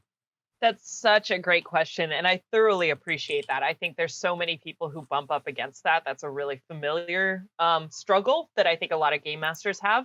And, for me, what I would advise, and hopefully, that was kind of the idea behind these mission briefs, is to at least give game masters something to start with. But the biggest advice I would give, and hopefully this is helpful, is to treat the science like a language. You have characters that have the ability to speak Vulcan or the ability to speak Klingon, and you just roll with it. You don't expect the players to, you don't expect yourself to. And I would treat science the same way. Your engineers speak science, your science officers speak science. So at least if you start with I'm going to look at the warp core and don't have anything better than that, at least trying to kind of steer in the direction so you have those solutions. And again, hopefully those mission briefs give you enough little nuggets to work with, but it's really just using those keywords and trying to, have a certain challenge level that your scientists and your engineers in the game can feel a little bit more accessible. But they by no means need to know what a tachyon is or what antimatter is or anything like that. They can still solve problems the same way you do with other cultures in games. Thank you so much. Yeah, I hope that's helpful. Yeah. No, it definitely is. Thank you so much. Yeah. Yeah. I guess I had a similar question, which is slightly different in character, which has to do with, when you're trying to race toward that scientific discovery, in some sense, the game models it like a fight. You're fighting against the enemy, etc. But we see enough action adventure shows that we kind of have the ability to do some narrative things with fights. I'm going to jump this way, or I'm going to slide across the room shooting, or something like that.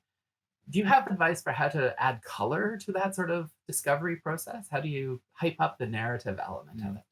That's great. I think remembering, and I've dealt with this even as the science advisor for the shows, is trying to remember that at the core they are scientists. And I think at the very least, taking that step back and just reminding yourself of that like fourth or fifth grade science class where you learned the scientific method. You hypothesize, you test, you reflect, you come up with another hypothesis.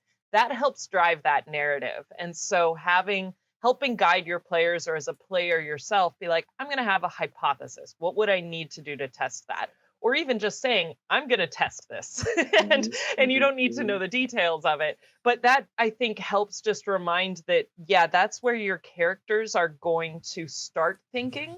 They're going to want to start problem solving. They're going to want to gather evidence and come up with ideas. And then they're going to want to test that theory. And that kind of helps drive that narrative aspect of the character being a scientist. Mm-hmm. I want to build on that a little bit. So BC, that was a great question, and thank you, Dr. Aaron. And also, I want your perspective, and I want Nathan's perspective too, because obviously you're the developer of the game, Nathan. And Aaron, I know you played the game too, right? So I think you'll have perspectives as both the scientist and the gamer. One of the things I've really been challenged with over the years is like trying to encourage players and game masters to take those extended tasks and expand them over the course of the season, right? Not just one episode or two episodes, but like how can I as a player, as a scientific player, I want to do a really cool science project for my character that's working, kind of in the background, along with all the other stuff that's happening episode to episode that you're coming up with. Like how can I use the game rules, but also just like good scientific method processes and do something cool that I can do research a little bit at a time, episode to episode to episode, and make it meaningful and fun. So like it may not have anything to do with like what the big meta plot of the campaign is, but it's a cool thing for my character to get into that I could maybe, maybe my character can go win the Carrington Prize or whatever that thing was, like some science award or something. Like what's your advice for a player and a game master to get into something like that? I want to hear from Nathan first, from the gaming perspective. From a game perspective, that kind of long-term project, I've seen it done. I've seen it done really well in a number of other games. I've not got any direct experience of doing it myself in Star Trek Adventures, but certainly the extended task mechanics work, solidly there. And we've got a number of mechanics that fit really easily into the notion of the scientific method. That idea of, okay, well, I'm going to do this and try and make these observations, and spend momentum to ask questions, get some information, and then based on that information, I'm going to start making tests and start doing things to try and test a theory and see if I can get the desired outcome from that. But beyond a lot of that, I tend to boil down a lot of the scientific stuff from the perspective of the players to the simple analogy that follows the technobabble solution explanation for what's happening. Yeah, you always, if you don't need the science stuff, the science side of things to actually make sense because it's fake science.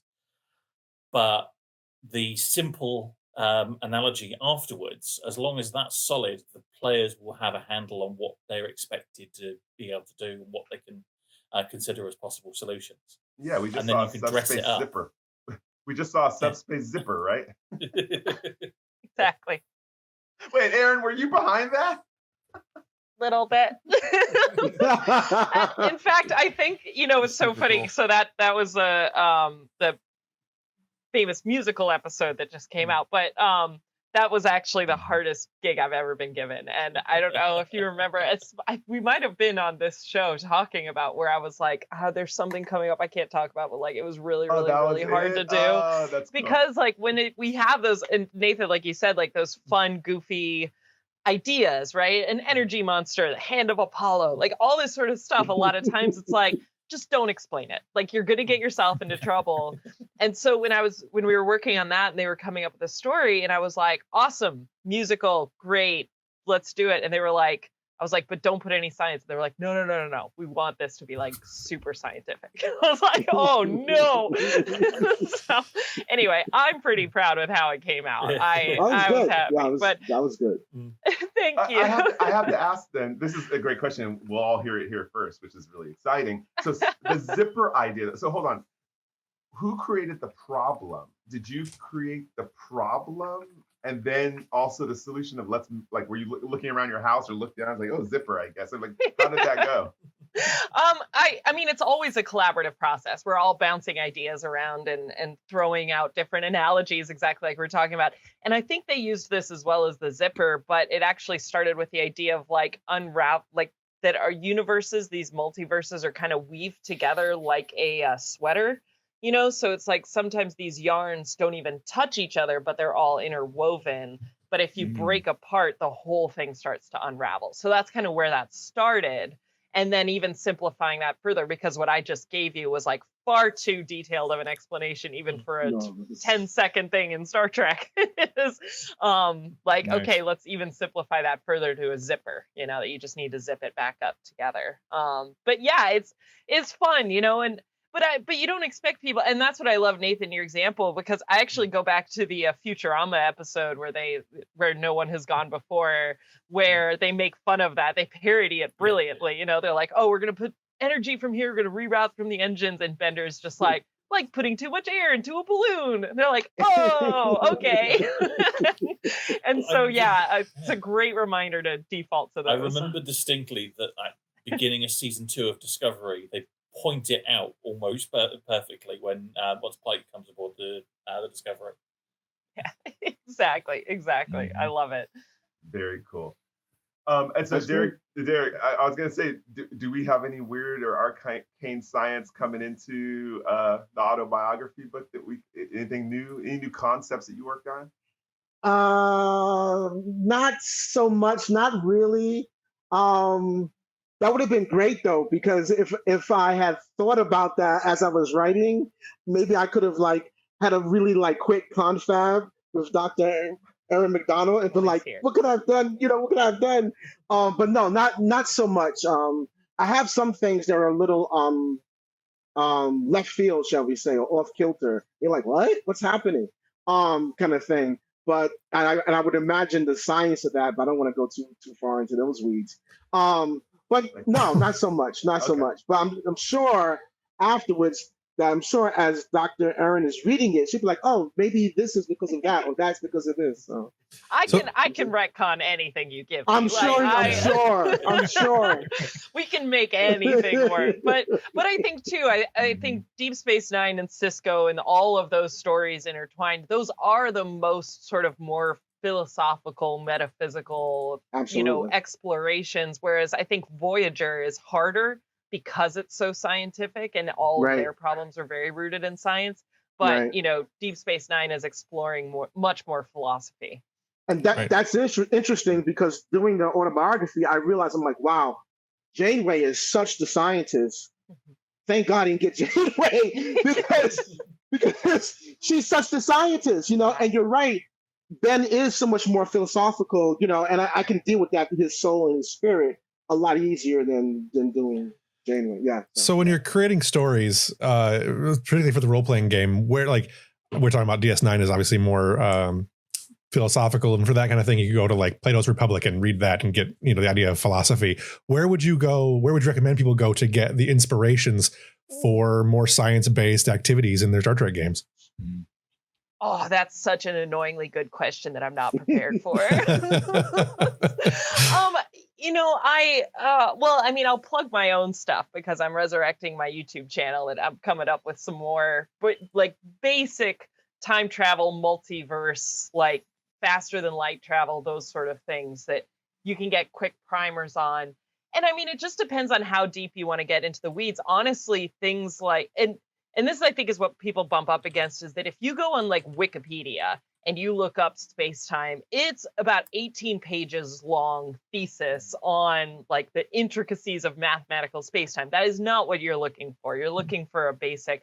And so if you can look up I'm just going to say textbooks are way too expensive. So if you can find free PDFs of textbooks that are Astronomy 101, Astronomy 102, there's an introduction to space-time. I don't think I have it on me. That is great. Those base level textbooks are actually really fun to flip through. And you can just be like, I want to think about Mars, or I want to look at a gas planet, and just read a paragraph or two and then come up with an idea from there.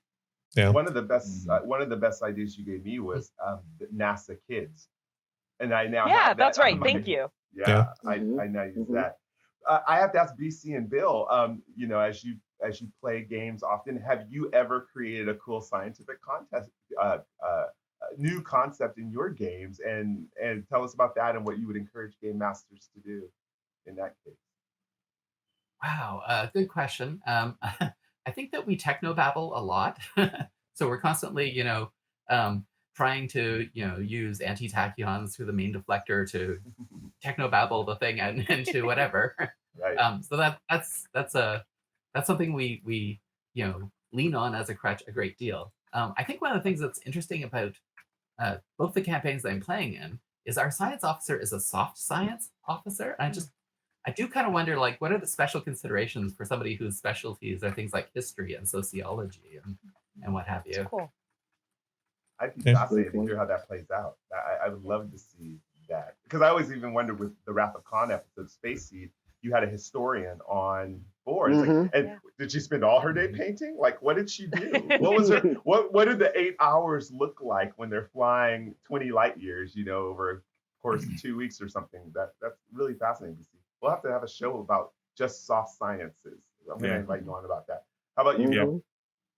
Yeah, I think similarly, like I said, I'm trying to find content for science. I watch a lot of YouTube videos, especially a lot of Star Talk with Neil deGrasse Tyson. Oh yeah. And our ship is actually the USS deGrasse Tyson.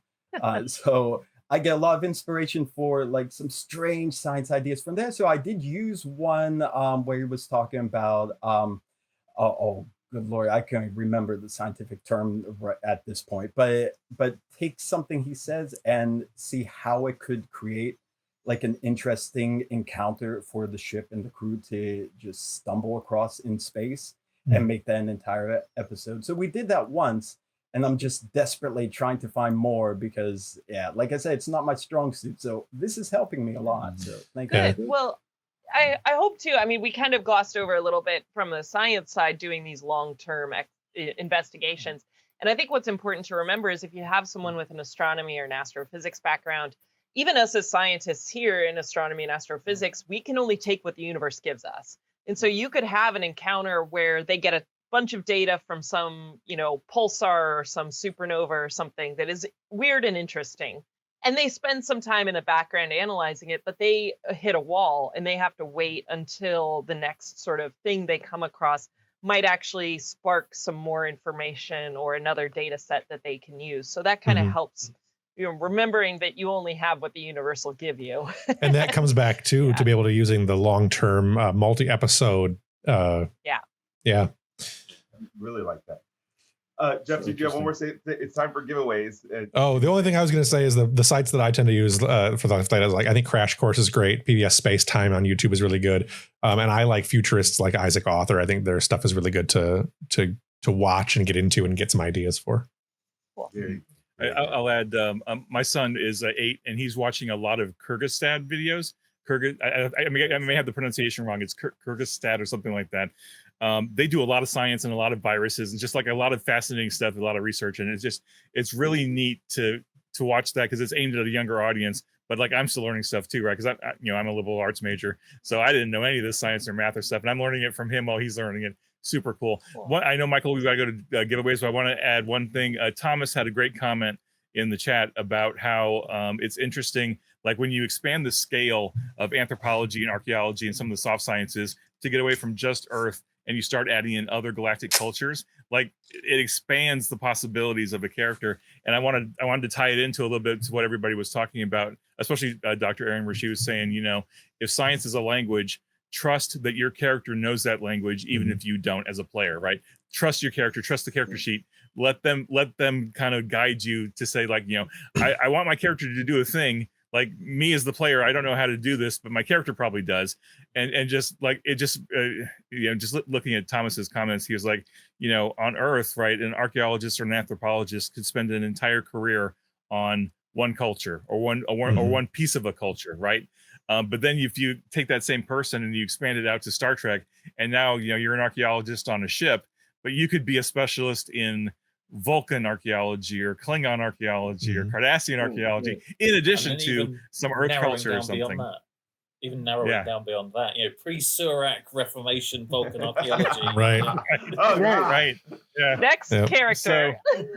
Yeah, absolutely. So the takeaway then, of course, is trust your character and be willing to let your character do things that or to Right. try things that you may not personally be able to do, but just like work with your game master, work with the other players, and trust the sheet, trust the character. Also, as always, One don't point. let the true science get in the way of the good story.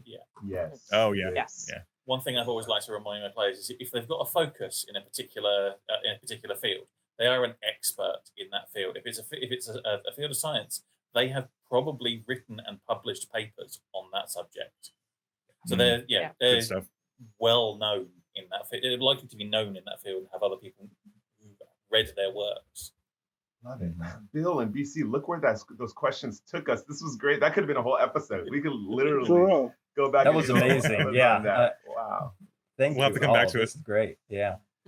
Cool. All right. So now here we go. Let's go. Because we have Dr. Aaron this time, of course, whereas Derek's questions were skewed toward DS9, these two questions are going to be skewed toward Voyager. Since we know your favorite captain is Captain Janeway. This is mine. Okay. And the giveaway for this one, just so you all know, this is cool. The giveaway for this one is Utopia Planitia Ooh. Deluxe Copy TNG Era. If you get this question right, okay? Nice. So hopefully we have some people salivating out there. And again, my email, I'll include it in the question. The question is this: what species known to the Borg as species 329 were deemed unworthy of assimilation? Good question. That's a good question. Great question. All right. Oh, yes. All right. Did anyone get What that? what species did the Borg say? Nah. Isn't I've that been desperately embarrassing? trying to incorporate that into the game somehow because it's just Yeah. hilarious. Yeah, I can't wait. Did anyone guess it yet? Anyone yet? Let's see here. When the Borg pass on you, that's a dark day. That's cold. Talk about pretty feelings bad. of worthlessness. Yeah, it's pretty bad. I'll give you all a hint. They probably didn't want to assume they're bad haircuts. Ah. That's probably what they were trying not to assimilate. No one wants That bad was hair. a big hint. That's That heck is of a a good- hint. That That's is a a big good hint. hint. That is a big hint. Yeah, that is. That is. As someone who didn't really watch Voyager very much, I got it from that hint. So That's awesome. Yeah, I like that. Oh my goodness. Do I have to put an easier question? I don't think anyone's getting it. There You we know go. what? Do we got it? I P, didn't see it yet. P Goodman 13, I believe is right. P. Goodman. Patrick, There you go. congratulations. Patrick. Welcome aboard, Awesome. Patrick. Good to see you. Thank you. Good. You are getting this book. I hope you probably have it already, but I'm sending it to you anyway. So do that. Good. It is the Kazon with the bad hair. All right. And here's the second question. I'm now Sounds giving like away. a band name. I know. Sounds like it, right? This is a pretty good one. This is cooler. Same thing, but we are doing TOS edition. Oh, so now I want to be able to answer questions because I want that Oh, one. were people waiting for that one? Oh, okay. Okay, let's Beautiful. see. So here's the question for that one. Oh, you know what? I almost put the answer in here too. 1 second. I almost Oh, don't do put the that. answer. This one's super easy, but I couldn't have a question that does not do with 7 of 9. So the question is, what was 7 of 9's name before she was assimilated by the Borg? That's I know. easy. I admit I do not. I admit I do not know the answer to that question. Oh wow. Right? Jeff, we need a toss. Okay. It's I just didn't. Jerry Ryan. I've watched a lot of Voyager, but that never came up in any of the episodes I've watched, and Wow. She has disappoint. All right. So somebody, you know what? And if someone's already won a PDF, I'll let you go for a hard copy thing. Okay. So even if Yeah. you've already won something, I'm allowing you to now answer and get a hard copy. It should be mentioned I'm al- that the Borg went out of their way to assimilate her family, but they still won't touch the Kazon. Wow. oh, Wow. so I just looked it up and I did know that. I just forgot that was true. Well, one That's lone pretty red great. shirt. If you only want did you win something hard copy yet, or just PDF? If you want a PDF, I'll let you answer this for a hard copy. At this point, I just wanted to move on, so anyone answer it. Right. Well, I mean, also, I have to wonder. Like, I can't see the guest list of the people that are watching the Twitch. So I almost wonder is most of the people watching the Twitch us, right? There's still a few people left. How many non-participants do we have in the guest list? Maybe we should just let them double up. Well, this Crazy. makes me actually feel kind of good, Jim, because I mean, we had the all-stars of Star Trek Adventures, writers, people Yeah. who've been on the show, and only 12 people show up. I'm actually feeling good about our show now when we have, like, you know, At least half 70 people at watch. least I'm like, half people that are watching yeah. are still not in the through stream. So Oh, hooray!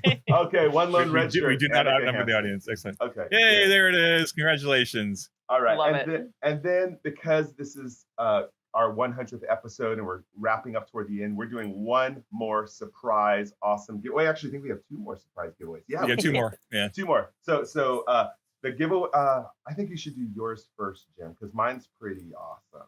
So Yeah, yours is the grand prize, Michael. yeah. So Jim's giving I away. mean, now- mine's pretty cool, but yours is the grand prize. It's definitely cool. So Jim is giving away the hard copy Captain's Logbook, and they'll get to pick the version, right, Jim? Yeah, whichever version you want. As soon as the reprint comes in, we're in the middle of reprinting it right now because the first print run was so successful and sold out. We're waiting for the second print run to come in, so it'll probably be a few weeks before we can ship the physical book. You'll get the PDF right away. But awesome. whichever of the editions you want, we'll send that your way. Okay, cool. And should I do an easy question or a hard question, Jim? What do you think? I mean, it's almost a grand prize. I think it should be kind of medium to hardish. Medium to hardish? Okay. Yeah. I'll do medium to Make hardish. your grand prize make your grand prize question the hard one. Okay, that's fine. And again, none of these are really super hard. I can't say that. We'll see, just in case people didn't watch this show. So the question for the Captain's Log solo RPG book, you get to pick the cover, is who was the first Vulcan science officer aboard the Starship Enterprise? that's a significantly harder question. I think people would expect it to be. It's a sneaky question. I like Yeah. it. Huh. I Oh, guess yeah. you have to wonder, should it be Huh. the Starship Enterprise or Right, a or Starship a Enterprise? Starship Enterprise. The- Right. First Jim. Starship Enterprise. The article matters. I like that. Indefinite I article, love trivia argument so over much. indefinite article. Okay. Mhm. Let's see here. Does any of our three people watching know? Does spelling matter? Oh, try again, unveil my eyes. Try again. Spelling- You're so close. The Someone else is gonna editor steal it from editor me. in me says spelling matters. Someone is going to steal that from you. Unveil my eyes. Get that spelling corrected. Get your fast fingers going. Oh, with the Ross. steal. With the Wait. steal. Wait, and Ross, let's make sure. Okay, Ross. Oh no, you already got a hard copy Derek Tyler Attico book coming to you. So we're giving it to Unveil My Eyes because you know what? The T'Pol is there now, and Unveil My Eyes. We'll what clean you it know.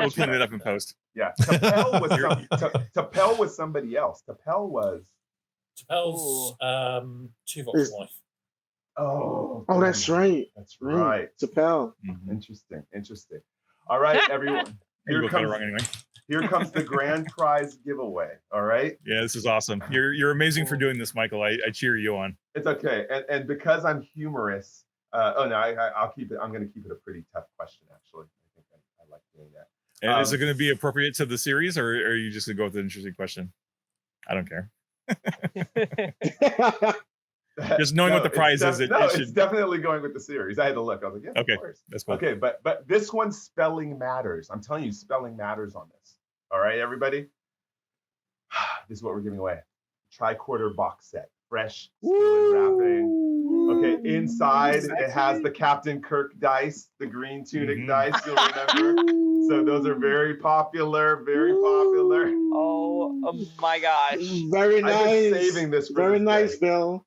I've been Very saving nice, Bill. Yep. Oh yeah. Open it up so they can see the inside because this isn't open. It has the leather strap, the faux leather. Oh, It's hard to see, but mine is actually right there. That is fancy. Yeah, mine's back here somewhere. All right. Are you guys excited? Nice. Blow up the chat if you're excited, even if you can't win it because you already won something hard copy. But I'm excited. here's the question. You guys, you should all know this, but spelling does matter to me. Someone who's quickly becoming one of my favorite characters. What is Lieutenant Uhura's first name? Oh, come what on. a softball! Come on. I didn't think so, but let's see if they spell it right. Let's see if they spell it right. Okay, that's fair. This one's spelling really does matter because this is a major character, and we didn't even learn the first name for so long. Long time. Yeah. Right. So I think it's important that she's getting recognized now. She's really fleshing her out. Thank you. Oh, Unveil My Eyes. You just won though. Not somebody. Oh, well, you gave the answer. I don't know what to do. You know what? I'm a rule breaker. So you want to get really scary with it? When was it first? When was the name first officially created? Right. Canonically established. I know that. Where did that first appear? Before we say that, though, I'm going to say this. I believe in being faithful to our fans, the people who take the effort to support us. And so, Unveil My Eyes, you win both.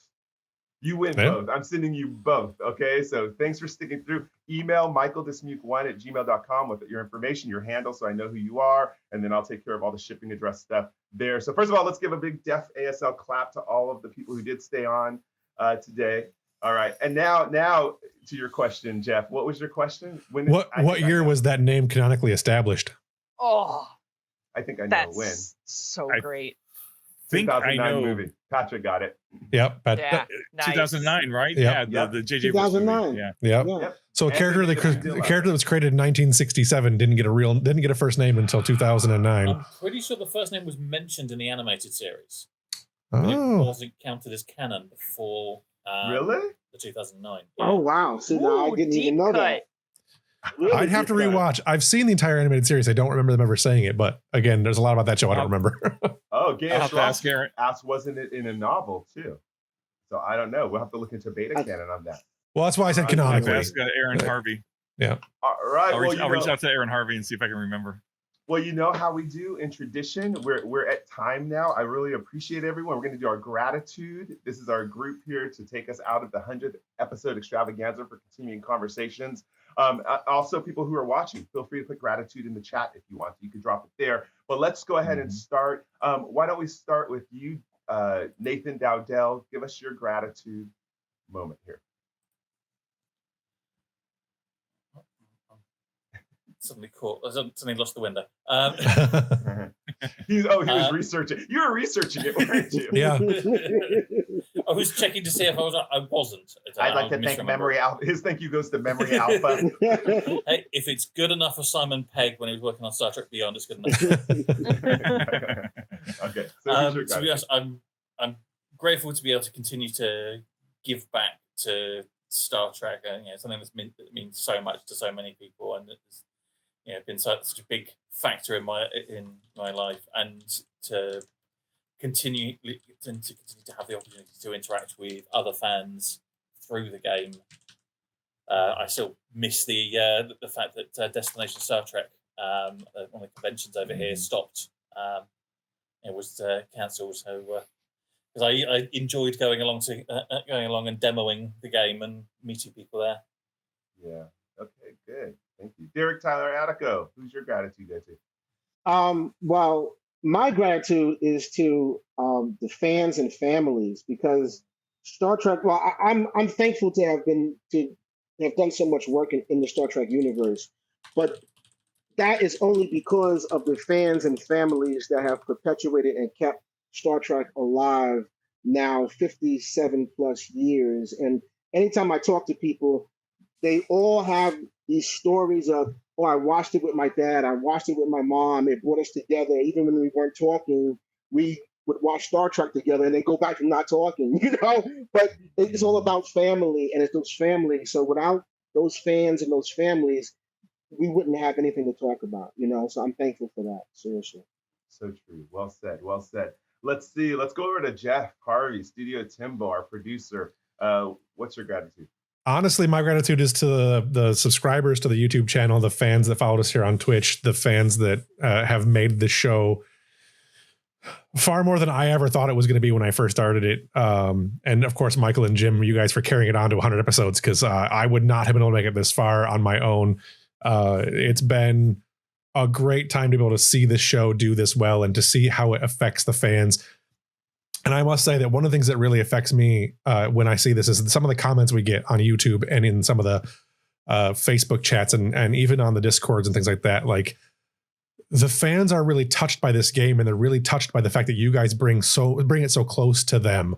Podcasting is clearly an intimate thing, and you guys have become, I think, kind of the face of Star Trek adventures for so many fans, and I think that's great. So I want to thank all the fans, and obviously I want to thank the two of you. And I do have an answer to the question when Uhura's first name first actually officially appeared, not in canon, but in real. It was 1982 in a book by William Rotzler. The book was Star Trek II Biographies. So there we go. Wow. Deep so someone cut. did their research. That's really a deep good. cut. And I wanted, I think it's a good time to clarify based off what you just said, Jeff. I don't work for Modifius people. People keep sending me questions or even submitting scripts to me or pitches. I'm like, no, I'm just a fortunate freelancer. And I know I may seem like I work for them, but I'm just really passionate about the game. Despite it all, this is still a fan show run by fans for fans. I mean, Jim is a little bit more than a fan, but he's still a fan. So, yep. Okay, so then Dr. Aaron, I'm going to let you go to gratitude because this is fan worship. I want to make sure that our super fans, BC and Bill, get their gratitude toward the end. So Dr. Aaron, what's your gratitude? Absolutely. For me, my gratitude, as has been for the last couple weeks and months, is labor movements.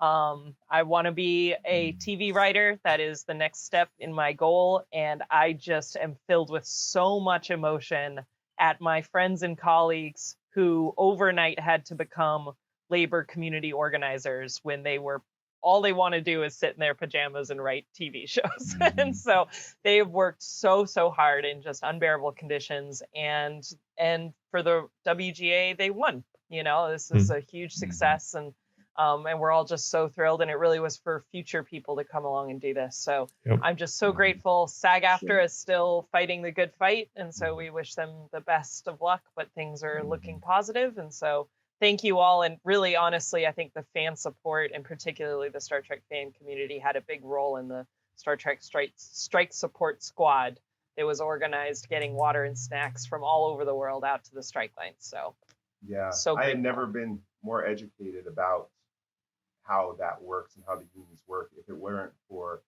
Delta Flyers, Robbie Dr. McGill and Garrett Wong really being open about what goes on behind scenes. It was very interesting. So good one, Dr. Aaron. Thank you. All right, let's go over to BC Holmes. What's your gratitude? Wow, it's hard to follow that one up, but I'm gonna go personal and say I'd like to give a shout out to one of my campaigns that I'm in, and the people who are a part of that campaign: Rachel, Sabs, Lida, and Lisa, and of course our GM John Till. It's been a great time. It's been a long-running campaign, and they've really gone deep on the whole role-playing aspect of it. Wonderful. Isn't that true? We're nothing without our groups. I know that's for sure. I mean, I can say I enjoy my gaming group sometimes more than the TV show itself. We have such good stories, and I wouldn't trade it for the world. So the story you're in is always more engaging than the story you're watching. Right? Isn't that true? That's what it is. Good, well said. That should be like something you print on a shirt or a bumper sticker, Nathan, for RPGers. I love that. All right, and Bill, another super fan. What's your gratitude? Okay, well, if I may indulge for a bit, I just want to give my gratitude to everyone here right now. Like Nathan, really the system. I've never been so excited about the mechanics of a game before until I read Star Trek Adventures. The whole game has rejuvenated my enthusiasm for Star Trek. Jim, Michael, Jeff running the show, like continuing conversations. You are the heart and soul of the community. You keep it going. You keep us excited all the time. BC, oh my goodness, the work you are doing with that online character creator and just improving it again and again. I use it constantly. That is one of the best tools. Dr. Aaron, I've already told you how much I'm thrilled to be talking to you here and all that you contribute. Derek, I am looking forward to that book, sir. Everything you are contributing, I'm waiting for that to be released. And just finally, my own group, 7 countries, 8 different time zones. I mean, they're waking up all over the world to join us, and they haven't given up yet. So I thank the whole community. I mean, let's just keep it going stronger and stronger from now on. Thank you so much for having me here. Incredible. My thank you. I mean, I have so many thank yous, but I'm going to keep thanking the super fans out there. For years before the advent of the internet, when we were playing RPG, our story stayed in a little hole with maybe our 4 or 5 friends. And now, thank you for contributing to continuing missions. All you fans are welcome to do so. Again, I always just say PG-13 because my nieces and nephews peruse it. But everything is welcome. I'll repeat it again. We don't check grammar. We don't check spelling, but your stories are important. important and you want to have them memorialized. It's a great time to live in history where you can actually dump it somewhere. You don't have to worry about storing it in paper form. And 10 years from now, you'll go to continuing missions blog and say, oh, let me type my name in, and there's your stuff. So that's what we want to be, as a repository for everything Star Trek Adventures and Captain's Log that's fan made, because you're important and you keep us writing, which we love so much. All right, close us out, Jim Johnson. I could be here all day thanking everybody I want to thank. So, and I know even after 100 episodes, we still haven't thanked everybody that needs to be thanked. So I want to thank everybody who was on the show with us tonight, who graciously spent some time with us. Everybody that's worked on Star Trek Adventures over the last 7 years, 8 years.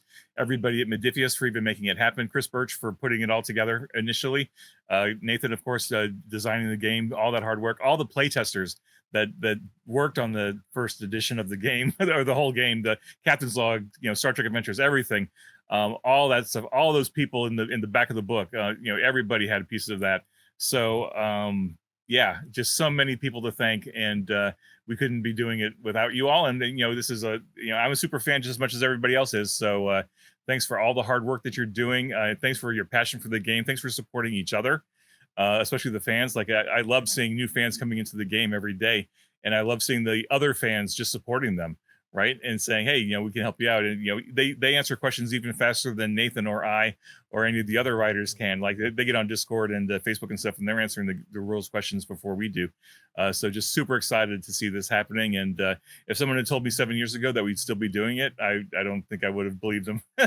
Like as a writer, when I came onto the game, I was like, yeah, this will be a cool gig for a couple of years. And now here we are 8 years later, still going strong. So and look at all the people you connected with too, Jim. I know. I'm trying not to go there because I don't want to get emotional. That's but just the fact that we've been able to connect so many people to so many other people, and like my Star Trek Rolodex has grown exponentially since working on this game, and like all of you have had so many meaningful pieces of the game and have contributed to it, and to me personally, right? I think I've told, and I promise I'll stop. Star Trek Adventures is almost entirely freelance run, right? Like there is no staff person at Modifius who's in charge of Star Trek Adventures. I'm a freelance project manager, and to be responsible for so much of it, and to be able to reach out to all of you, and to be able to pull on those strings and get you involved, and to like be able to know that people that I don't know who might want to get involved too, right? That's how some of you have come into the game, is because like I knew somebody who knew somebody else, and we brought you in. And the fact that you were all willing to do it and to be involved and to join us on this journey is just so humbling and so amazing to know how many people that are out there, like Thomas and Aaron, Dr. Aaron. It's just so many people, and there's so many more people that we haven't had a chance to reach out to that I want to connect with. But it's just made the game so much more than I thought it could ever be, and the fans have noticed it, right? Like Thomas was talking about earlier in the show, how he loves to make sure that Star Trek Online makes connections with the other franchise, the other licensees, right? And we've been trying to do that with Star Trek Online and Star Trek Timelines and the comic books with what Colin and Kelly getting IDW involved, and now we've got Titan Books involved through Derek, right? We're getting some connections there. There's some potential there. So I'm just thrilled to see the tapestry that we've been able to weave with this game. And I'll close it up by saying, Picard said it best, right? When he said the sky's the limit, right? We've been doing this for 7 years. We've been doing 100 episodes, Michael, and who knows where the next 100 are going to go. So I can't wait to see what we do next. So thanks for having us, fans. Thank you all. All right, live in the IDIC. Before you sign off, though, but quickly before sign off, I just a little bit of housekeeping so everyone knows. If you want a prize, make sure you email Michael. If you didn't win a prize, or if you want a prize and can't email Michael, in the link tree for Studio Tembo, it's linkt.ee/Studio Tembo. There's a contact me form. Contact me. I'll get a hold of Michael and we'll get it set up from there.